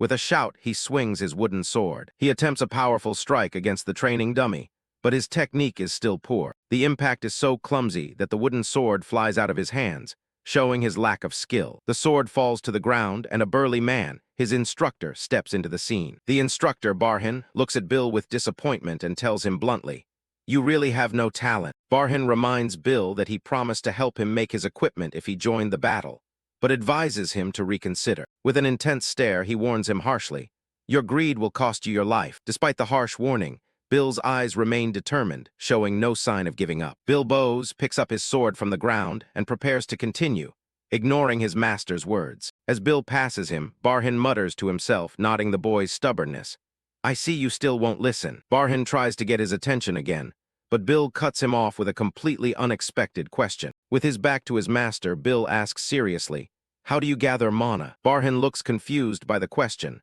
replying that it's something he should ask a mage. Bill turns and clarifies, referring to a dark event in his master's past. "I mean what you did back then, when you killed your students." A fleeting memory shows a tonfa weapon glowing with blue energy. Bill explains that he saw mana building up at the tip of the weapon in that moment. The revelation leaves Barhin completely stunned. Cold sweat runs down his face as he stammers, "How did you know?" Barhin's gaze fills with disbelief and shock as he realizes Bill witnessed something no one should be able to see. Suddenly, everything clicks for Barhin. In astonishment, he asks whether Bill can see mana. In that instant, Bill's eyes shine with an intense blue light. Barhin's shock turns into explosive, astonished laughter. "Wow, an incredible guy joined us," he exclaims, euphoric. Grabbing Bill by the shoulders, Barhin excitedly retracts his earlier words. "So what if you're a bit clumsy with a sword? You can see mana with your own eyes. I take back what I said about you having no talent." Filled with new energy, Barhin walks away laughing loudly. "Ha ha ha, this will be worth teaching," he shouts with excitement. However, Barhin stops suddenly and in a more serious tone says he's a bit busy right now. With a shout, he effortlessly lifts a gigantic, heavy bundle nearby, showing his incredible strength. As Barhin walks away carrying the huge package, Bill, completely confused, asks where he's going. Without stopping, Barhin gives a short, mysterious answer that raises a new question. to the Hero Academy. The flashback ends with Barhan's revelation. I need results if I want to be reinstated as a spy. His true mission finally comes to light. The scene shifts abruptly back to the present. A sign places us at the Count Zahir's fief, showing an imposing fortress. The castle's heavy gates creak open, preparing the troops' departure. An army of soldiers armed with halberds marches out in perfect formation, leaving the fortress to patrol the territory. A commander gives his men orders. They must split into 3 squads and use signal magic if they encounter any suspicious person. From an aerial view, we watch as the soldiers obey and split into 3 groups, entering the forest along separate paths. One of the squads advances cautiously down a forest trail, staying alert. Suddenly, a soldier in the rear stops after hearing a strange sound in nearby bushes. The soldiers exchange looks, confirming they all heard it and brace for a possible threat. From above, we see them take a defensive formation, ready to react to anything that emerges from the forest. One soldier accidentally triggers a tripwire hidden in the undergrowth, which emits a magical beep. The trap activates, but it only catches a bird in an energy net, leaving the soldier who triggered it slightly confused. Another soldier laughs arrogantly, thinking it was just a simple trap. Should I take it and roast it? He jokes, underestimating the situation. But then, from the darkness of the trees, they see a lone figure. They've found someone. The real trap activates. The soldiers shout, "Found you, catch him." But they are the ones who fall into the ambush, hurled into the air by an invisible force. Chaos erupts as the soldiers are violently shaken by the trap's explosion. They are thrown in every direction, completely disoriented and overwhelmed by the surprise attack. The attack is fast and brutal, and the soldiers have no chance to defend themselves. One soldier, dazed, looks around with an expression of pure shock and confusion. He turns and stares at the hole that has opened in the ground. "What?" he murmurs, not understanding what just happened. He looks down into the hole, wondering where the enemy they saw went, unaware of the true danger. Suddenly, he loses his balance, terror on his face as he realizes he too is falling. He screams in panic as he and the rest of his squad plunge into a deep pit filled with sharp stakes. From the darkness at the pit's edge, a satisfied voice says, "Good Tilda." Below, blood splatters, confirming the massacre. The figure is revealed, Mog, Orion's red-haired member. With a manic grin, he declares, "A squad completely annihilated." A text introduces him and his partner as the underground assault captains, Draco and Mog of the Earth. Panic grips the other squads. Soldiers run through the forest, shouting and searching for their missing comrades and the invisible enemy. One terrified soldier wonders where the attacks are coming from, unable to locate the threat. From the shadows, a figure emerges and eliminates another soldier before he can react. Another soldier panics, desperately trying to use his signal magic to call for help, but it's too late. He is silenced before he can complete the spell, falling victim to the relentless guerrilla warfare. 2 flashes of magical light are launched, likely signals from soldiers under attack. More soldiers fall into another pit trap, while a masked figure seals their fate by closing the hatch over them. The masked figure, one of Orion's team, watches coldly as the soldiers vanish into the darkness. A report comes in through the clouds. The Shadow Intelligence Agency confirms that another squad has been annihilated. Meanwhile, the 3rd and final squad has been caught in a huge net. One of them shouts, "What is this?" The soldiers struggle desperately, but the net is too strong. "It won't break, do something," they yell, trapped and helpless. Watching from a safe distance, Draco and his team assess the situation. One member comments, "Boss, the trap the newbie set is incredible, isn't it?" The woman on the team smiles mischievously. "They told me to keep a close eye on this newbie, and now I see why," she says, impressed by Bill's work. Draco jumps down from his elevated position and approaches the trapped soldiers, offering them a chance to surrender so they can live. However, Draco notices something strange. Amid the others' panic, one man is simply standing still, unmoving. Draco, puzzled by the man's calm, asks, "Why are you just standing there doing nothing?" From inside the net, the man, Kashim, answers with unsettling calm. He complains that the Count is too demanding, then asks, "Aren't you going to take off your gear?" With a sigh, Kashim breaks the net effortlessly, wielding 2 axes. "I really wanted this to end peacefully," he says in a threatening tone. "But they insist I make an example out of you." He finishes, ready to attack. Realizing the immense danger, Draco shouts for his team to retreat immediately. But it's too late. In an instant, Kashim disappears and reappears beside Draco, who can only murmur, "What?" before being struck. Kashim hits Draco with overwhelming speed and power. The other members of Draco's team watch in horror, as something is violently launched through the air by the blow. In the distance, Mog screams in terror, warning his comrades. Shocked troops prepare for battle, Don't let your guard down. He's a monster nets don't work on. Kashim looks down at them with cold superiority from above. Below, Draco, though injured, clenches his fist as a dreadful understanding floods him. This man's mana is on par with Barhin's. No, the truth is even more terrifying. It could be even higher. The thought echoes in Draco's mind in fear. Is it even higher? Kashim, captain of the Imperial Guard of Count Zahir, stands towering, wrapped in an overwhelming aura. With his blood-stained club in hand, he complains disdainfully.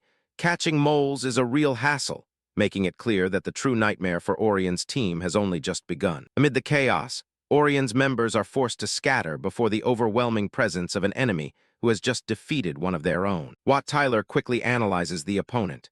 His build, his appearance, and above all, that massive blunt weapon feel disturbingly familiar. A chill runs down Wat Tyler's spine as she confirms his identity. Without a doubt, it's Kasim, one of Zahir's most fearsome subordinates. Wat Tyler assesses the situation bluntly. A direct confrontation with their current strength would mean total annihilation for her team. But desperation gives way to determination in Wat Tyler's eyes. She refuses to give up as a new strategy forms in her mind. There's a way. Following Wat Tyler's orders, the team quickly splits left and right, beginning a flanking formation to surround the enemy. The squad members move with agility, running along Kasim's sides to execute the coordinated attack. One member launches a direct strike, but his sword is effortlessly stopped by Kasim's armored arm, proving his incredible toughness. Kasim answers with brutal force, throwing his opponent off balance with a powerful swing of his mace. The plan becomes clear. The squad's main goal is simply to distract Kasim. While the squad keeps Kasim fully focused on them, the true offensive prepares to strike. And in that opening, taking advantage of the moment of distraction, Bill leaps into the air to attack from above. However, Kasim's sharp perception lets him detect the threat coming from the sky. Kasim reacts instantly, intercepting Bill midair before he can complete the attack. That's when Bill reveals his secret weapon, pulling a shining crystal from his hair. With a look of pure focus, Bill prepares to unleash the power contained in the crystal. Now, the scene highlights the huge difference in size between the imposing Kasim and Bill, who braces to face him at range. Bill plants his feet firmly, ready to throw his special projectile at the giant. A close-up shows Bill's determined face as he activates the device, which begins to glow with intense fire energy. The scene shifts into a flashback. Bill is in a workshop asking a rough-looking man a question. Bill asks his superior why they don't infuse magic into the gunpowder rounds they manufacture. Vaskar, the captain of Roka's engineering corps, explains that gunpowder rounds are made of fine, sensitive particles, so they can't withstand mana like other weapons. Vaskar continues, detailing that while it isn't theoretically impossible depending on the mixture, there are too many factors to consider, from humidity and temperature to injection speed. Vaskar concludes firmly that, with the technology they have, that feat is simply impossible for anyone. For that to work, he reflects, maybe only a god could pull it off.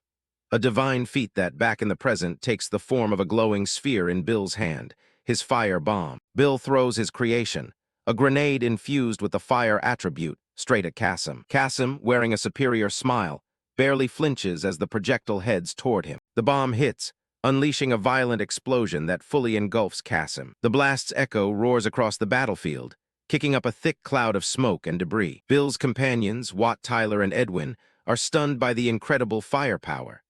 Edwin remarks that a weapon like that could kill an orc with a single shot. Just as Edwin praises the feat, Kasim emerges from the smoke without a scratch and ambushes Wat Tyler. Edwin screams desperately when he sees his leader in danger.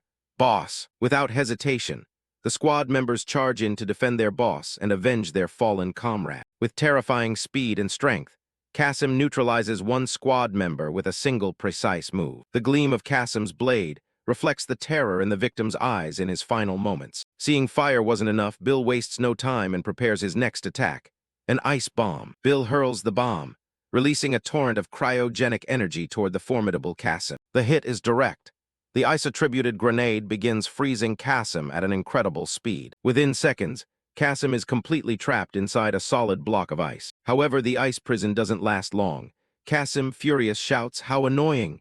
as cracks spread around him. With a display of overwhelming power, Kasim shatters the block of ice imprisoning him. The shockwave from the bursting ice throws Bill into the air. Bill lands and evaluates the result.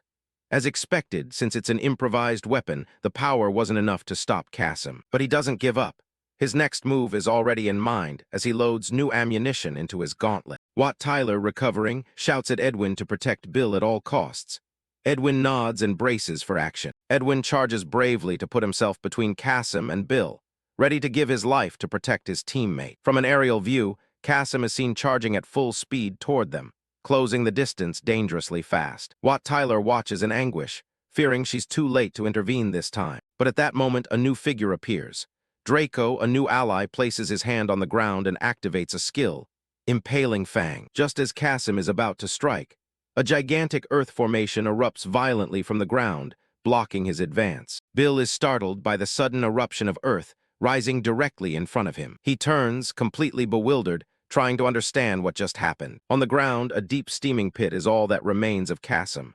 A mocking voice rings out. "I came just in case, and you still haven't finished him." Draco makes his triumphant entrance with a shovel on his shoulder and his small pet, Mog. With arrogant swagger, he mocks them, saying that for promising newbies, they're nothing special. Wat Tyler recognizes the newcomer. As expected of Draco, Orion's genius, perfect timing. But she immediately warns him not to let his guard down because the opponent is Kasim himself. Draco's arrogance vanishes, replaced by pure shock. "What, Kasim?" he stammers, realizing he's facing Zahir's infamous Imperial Guard captain. Draco's shock turns into manic laughter. "Puahaha, are you telling me I hooked a fish that big?" he exclaims while Mog imitates him. Suddenly, to Draco's astonishment, a figure rises from the depths of the pit, wrapped in steam and energy. Kasim reveals himself, more imposing and threatening than ever, having survived the deadly trap without a scratch. Draco can't believe what he's seeing. What kind of body is that? He wonders, unable to accept that someone could jump up from that depth. Kasim lands like a meteor, creating a shockwave that blasts all of Orion's members away. With his face darkened by rage, Kasim glares at them and snaps. "You're getting on my nerves." His patience is gone. Kasim promises them a slow, painful death. "It won't be enough to kill you. First I'll break your legs, and then I'll make sure to crush every single one of your joints." Even facing that threat, Bill stays calm and activates his final bomb, glowing with an ominous yellow light. In a suicidal move, Bill steps between Kasim and Draco, preparing to detonate the bomb at point-blank range. Draco, horrified by Bill's recklessness, shouts, "Are you insane? What kind of sniper fires from that close?" With chilling calm, Bill answers, "I do." And at Draco's confusion, he adds, "It's working." Bill explains his reasoning. The earlier fire and ice bombs, although they didn't stop Kasim, did have a cumulative effect on him. Draco stares without understanding, wondering what kind of nonsense answer that is. Fed up with the talk, Draco shoves Bill aside and says he'll handle it. He takes a fighting stance with his shovel. Draco calls to his loyal partner, "Mog!" The small creature springs from his shoulder, ready to act. Bill watches, confused, as Mog spits a strange black substance onto the ground at his feet. The substance spreads quickly, forming a perfect circle around Bill. Before he can react, an invisible force lifts him into the air, pulling him out of the battlefield. With Bill safe, Draco gives a blunt order to the rest of the team. "All units, get as far away from me as possible." A bearded squad member questions Draco's decision. "You're going one-on-one when even all of us attacking together wouldn't be enough." Kasim, enraged, charges at Draco, shouting, "You're too young to know your place." But Draco, with unshakable confidence, replies, "I'm enough on my own," as he spins his shovel, ready to counterattack. Draco drives his glowing shovel into the ground with tremendous force. With his eyes shining with power, he unleashes his ultimate technique again, Hell Pit. Once more, the ground opens beneath Kasim's feet, and he plummets into the abyss. But this time, Draco adds another attack, making a pillar of earth shoot up from below and strike Kasim mid-fall. Annoyed, Kasim thinks it's just another irritating trick, and that he simply has to climb back up quickly. However, when he looks down, Kasim's confidence twists into a grim realization. He realizes Draco hasn't just trapped him. He's collapsing the pit's walls to bury him alive. Draco's technique works perfectly, and the pit seals completely, entombing Kasim under tons of earth. Dust slowly settles over the newly formed mound of earth, leaving the battlefield in deathly silence. Draco, exhausted and sweating, wipes his forehead with a relieved smile. "Hugh, it worked," he mutters. He checks that his squad has pulled back and is safe. Satisfied, he turns to make his own escape, but he freezes when he sees Bill still there, unmoving. Draco explodes in anger. "Hey, what are you doing there? I went through the trouble of digging a tunnel so you could escape." He yells that there's no time to waste and Bill needs to retreat fast, since the tunnel is made with magic and will disappear soon. While Draco desperately shouts at him to go, Bill replies with baffling calm. I hear you. Bill stares at him and with chilling seriousness says, You were right. At that exact moment, the magical tunnel vanishes. Shit! Draco yells. Bill finishes the thought. It disappeared quickly. A furious roar erupts from the mound. I'll kill you, damn MOLES. Kasim is breaking out of the rubble. Draco panics. As Draco freaks out, Bill calmly takes aim with his weapon. Draco shouts, Mog, hurry the circuit, urging him to set up the final strike. Draco yells at Bill to run, but the newbie ignores him, his eyes glowing an intense blue as he focuses. Kasim finally bursts from the dust cloud, lunging at them with murderous fury. Bill concentrates with everything he has. His eyes blaze with intense blue power. The plan he's been calculating for the entire battle is about to culminate. As Kasim charges for the finishing blow, shouting, Die! Bill's targeting system activates, wrapping the captain in an aura of blue energy. Kasim's body is fully outlined by Bill's lock-on system. He has walked straight into the trap. With absolute calm, Bill speaks the name of his trump card, Thunder Bomb. A flash of yellow, crackling electricity explodes from his gauntlet. Kasim's face contorts, his fury replaced by pure shock and disbelief as he realizes he's been outplayed. A massive bolt slams into Kasim with devastating force, the blast hurling him violently over the cliff's edge. As he falls into the abyss, armor shattered and utterly defeated, Kasim can only let out a confused, "Huh," sealing Bill's victory. In the midst of the battle, General Kasim, a burly knight with a distinctive mustache, looks over his shoulder with an expression of disdain. Suddenly, a powerful blow strikes with tremendous force, kicking up dust and debris from the ground. The impact sends Kasim flying through the air. Below, Bill, the young blacksmith, reveals himself as the one behind the attack. Bill looks at him with a mix of surprise and determination, bracing himself for the general's next move. Enraged, Kasim recovers and roars furiously. I'll crush you until you're nothing but pulp. With a red aura of power, Kasim launches a devastating punch straight at Bill. The blow seems to connect, but Kasim's expression changes as he feels the impact of his own attack. Kasim lowers his head, stunned by the result of the clash of forces. Unexpectedly, Kasim spits out blood, revealing that he has taken damage in the exchange. Trembling with rage and pain, he curses his situation, unable to believe what has just happened. Despite injuring Kasim, Bill and his red-haired companion Draco are forced to flee. Frustrated, Bill shouts at Draco, Are you crazy? Why do you keep acting like this? As they run, Bill continues scolding Draco, insisting that they have no chance with their current strength, and that they need to retreat to regroup. But in his mind, Bill is already devising a plan. He thinks about how he could increase the total mana capacity and use troll blood as a medium. He continues his train of thought, considering the possibility of inserting a small-scale mana binder to further condense the energy and significantly increase the output density. Left behind, a furious Kasim swings his mace and shouts to the sky, calling them out. Come out, you filthy little moles. As Bill and Draco disappear into the darkness, a message lingers in the air.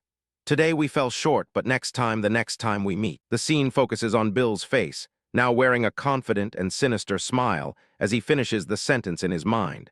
I will definitely catch you. The scene shifts to the Resistance headquarters. Wat Tyler begins a meeting by saying, Everyone went through a lot last time. Around a table with a map, Tyler continues the briefing, lamenting the damage caused by Kasim's unexpected appearance, but celebrating that they avoided total annihilation. Draco, in a playful yet annoying gesture, pinches Bill's cheek, and Bill looks back at him coldly. The speaker thanks Draco and Bill for their efforts. With no patience for formalities, Bill gets straight to the point and asks, So, what's the next move? Wat Tyler smiles confidently and replies, Impatient as always, I was just about to explain. He places a token with a symbol on the map and announces the first step of the plan. First, we'll begin with the Shadow Infiltration Unit. Tyler reveals the nature of the mission. It's not a large-scale battle. He explains that the goal is psychological. They will use few soldiers to sow terror and make the enemy feel vulnerable everywhere and at all times. To carry out the first move, he places a chess piece, a pawn, on the map and declares the initial target. First, an attack in the eastern forests. The plan is set into motion immediately. In the darkness of the forest, the members of the Shadow Infiltration Unit, hooded and stealthy, ambush the Imperial soldiers with lethal efficiency. Back in the strategy room, Wat Tyler continues detailing the plan, placing 2 more pawns on the map as he says. Then, 2 attacks in the north. The scene once again shows the brutality of the attacks. A soldier is taken down with a violent blow, with no time to react. The bodies of the Imperial soldiers, stained with blood, lie on the ground, a testament to the success of the Resistance's ambushes. Tyler reveals a crucial part of the tactic. And then we deliberately let one soldier escape. A terrified soldier is shown running for his life. With a calculating look, Tyler explains the purpose of this act. That single survivor will act as the fuse for their fear. The plan works perfectly. On the castle walls, soldiers whisper among themselves. "Did you hear the news? I heard the 7th platoon was wiped out too." Fear spreads like a virus. One soldier admits he barely dares to go out on patrol, cursing the bastards who live in tunnels, while another mentions that only someone named Damien managed to return alive. Just as Tyler predicted, rumors spread and soldiers begin to avoid patrol duty. Two guards on the wall comment on how easy night watch is inside the walls, wishing it could always be this way. They deceive themselves into thinking they are safe within the fortress. One guard yawns, exhausted and eager for his relief, completely letting his guard down. Suddenly, a violent tremor shakes the walls, catching the guards completely by surprise and plunging them into panic. Tyler reveals the second phase of the plan. That's when the underground sabotage unit makes its move. Draco and his team appear, ready for action. Panic grips the castle as soldiers shout, "It's an earthquake! Get down from the walls!" They have no idea what's really happening. The cause of the earthquake is the explosions triggered by Draco's team from below, since, as Tyler explains, their tunnels are already connected to the heart of the castle. Draco, with a cheeky grin, covers his ears and mocks the situation, probably ridiculing the soldiers who were dozing at their posts. Tyler's plan continues relentlessly. "Back to the east 2 more times," he orders, as another soldier is ambushed in the night. The soldier falls lifeless, a victim of the Resistance's relentless guerrilla warfare. Tyler places another piece on the map, expanding the operation. 2 more in the south. The image shows the result of these orders. Another soldier lies dead, stabbed in the back. The tremors continue, keeping the castle's soldiers in a constant state of terror and confusion. A soldier on the wall screams in sheer panic, as the ground shakes violently beneath his feet. The imposing castle gates, once symbols of safety, now seem like a trap for the terrified soldiers inside. The scene shifts to the chambers of Count Zahir, Qasim's superior. His face shows deep disappointment and contempt. Zahir looks at Qasim coldly, clearly dissatisfied with the chaos and loss of control plaguing his forces. As an act of punishment and humiliation, Count Zahir unleashes a powerful magical attack, striking Qasim directly in the face. The impact is brutal. Qasim drops to his knees, coughing up blood as Count Zahir watches without emotion. Completely humiliated, Qasim prostrates himself on the floor and desperately apologizes. "My sincerest apologies, please give me another chance." Driven by humiliation and rage, Qasim decides to take matters into his own hands and shouts to his men, "Prepare the search party." With a bloodied fist and a crazed expression of fury, Qasim declares his intent. "We're going mole hunting."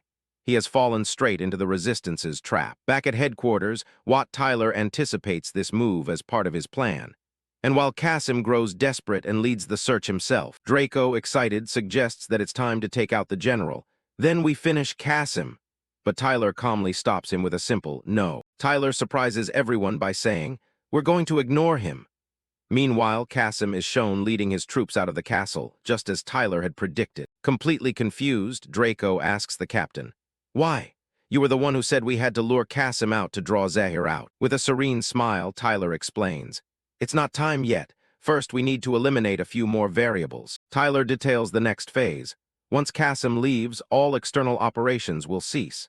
The image shows Qasim frustrated, shouting at his men to dig deeper, finding nothing. Qasim's frustration reaches its peak, and he kicks the dirt in rage, shouting, "Damn it!" completely unaware that he is being manipulated. Tyler then reveals the true objective. While Qasim wastes time outside the castle, members of the Resistance move stealthily across the city's rooftops. The objective is clear. We'll take out their high-ranking officers inside the castle. An Imperial officer is shown being killed by the shadows. Tyler recaps his strategy, pointing to the pieces on the board. "Phase 1, fear of unknown rumors," he says, referring to the terrified soldier they let escape. Pointing to another piece, he explains, "Phase 2, sleep deprivation," representing soldiers exhausted and paranoid from constant attacks and tremors. Finally, looking at the board filled with fallen pawns, he announces, "Phase 3, the systematic elimination of their officers," the finishing blow to Qasim's power structure. He explains the psychological effect. Kasim, who ruled his soldiers through fear, as a piece representing him is shown, surrounded by his troops, will lose his grip on power due to a new and greater fear. Kasim's piece now appears alone in the darkness, completely isolated. The scene pulls back to show Kasim once more, kneeling and defeated after Zahir's attack. Zahir calls him by name coldly, and a trembling Kasim can barely respond. Why, yes, we recall the summons. Kasim, head bowed, presents himself before the imposing and regal Count Zahir, who looks down at him from his throne. Zahir begins his reprimand. I've heard the atmosphere over there has been quite unsettled lately. The rumors about you are not exactly flattering. With a condescending half-smile, Zahir continues his verbal humiliation. If your own soldiers won't follow you, it means they're looking down on you. The word strikes Kasim, who visibly shudders. Desperate, Kasim tries to defend his honor, shouting, No, that's not it at all. Who would dare look down on me, a man personally appointed by you, Count? Zahir's magical attack strikes Kasim with overwhelming force, enveloping him in a blinding red light. Kasim crashes into the ground, completely defeated and unable to move as Zahir watches from his throne. With a look full of contempt, Zahir asks sarcastically, So you're saying I'm misinformed? Clutching his bloodied chest, Kasim can only stammer an apology. And no, I didn't mean that, I'm sorry. Zahir leans back and reveals his cruel logic. You know, there's a reason I employed someone as foolish as you. And the reason was simple, so you could prove your worth. Kasim can only bow his head, breaking out in a cold sweat from humiliation and fear. Back in the Resistance's meeting room, Wat Tyler's voice rings out, declaring the success of his plan. And thus, Kasim is finally isolated. With complete confidence, Tyler delivers the verdict. That day will be the last day for Kasim, Zahir's left hand. Now he faces the next crucial decision. The question is, who should face him? Sepia thinks Barhan or Rana would be a good choice. What do you think, those of you who were at the scene? Draco, vividly recalling his opponent's power, supports the idea of sending someone stronger. I'm 1,000% in agreement with that. Seriously, the guy was a total monster. As Draco considers the other candidates, Bill calmly but firmly interrupts him. Between Big Brother Barhan and Big Sister Rana, I'll go. With eyes of steel and unshakable determination, Bill makes a bold declaration. I can take him down. Bill's confidence leaves Draco dumbfounded. What? How? With what means? He asks, unable to believe what he's hearing. Draco reminds him of the harsh reality of their last encounter, showing a flashback of how Bill's attacks didn't even faze Kasim. Wat Tyler intervenes, noticing the tension. It seems you two disagree, he says with a smile, before addressing Bill directly. Do you have some special plan in mind, Bill barks? Bill begins to explain seriously. Last time I was working with improvised magic bullets, so they lacked power. His gaze sharpens, filled with new confidence. This time it's different, he states. He finally reveals his ace in the hole. I've finished the upgrades. The image shows a much larger and more powerful mana weapon component, the result of his work. Draco, still skeptical and worried, challenges him. And if that doesn't work, then what? We'd be wasting a hard-earned opportunity. Tyler acknowledges the validity of Draco's argument. Draco is right. If we lose this chance, who knows how long it'll be before we get another. To demonstrate the seriousness of his conviction, Bill slams his hand on the table, drawing everyone's attention. With a fixed and resolute stare, he makes an incredible wager, offering as collateral what is most precious to a blacksmith. My right arm. Placing his hand on the table, he seals his promise before everyone.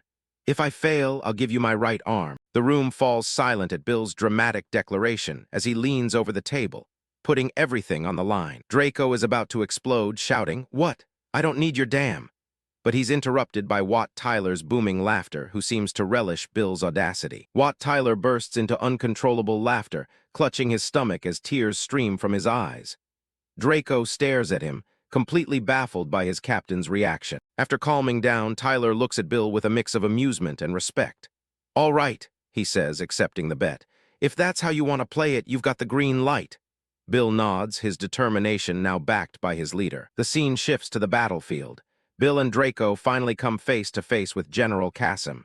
Recognizing them, Kasim's rage explodes. You filthy little moles. Consumed by fury, Kasim swears to annihilate them on the spot, roaring, I'll tear you to pieces. But Bill is no longer the same man who fled before.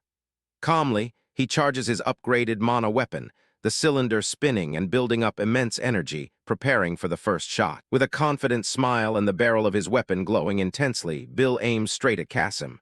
The final confrontation is about to begin. First, Bill thinks, comes the boom of light.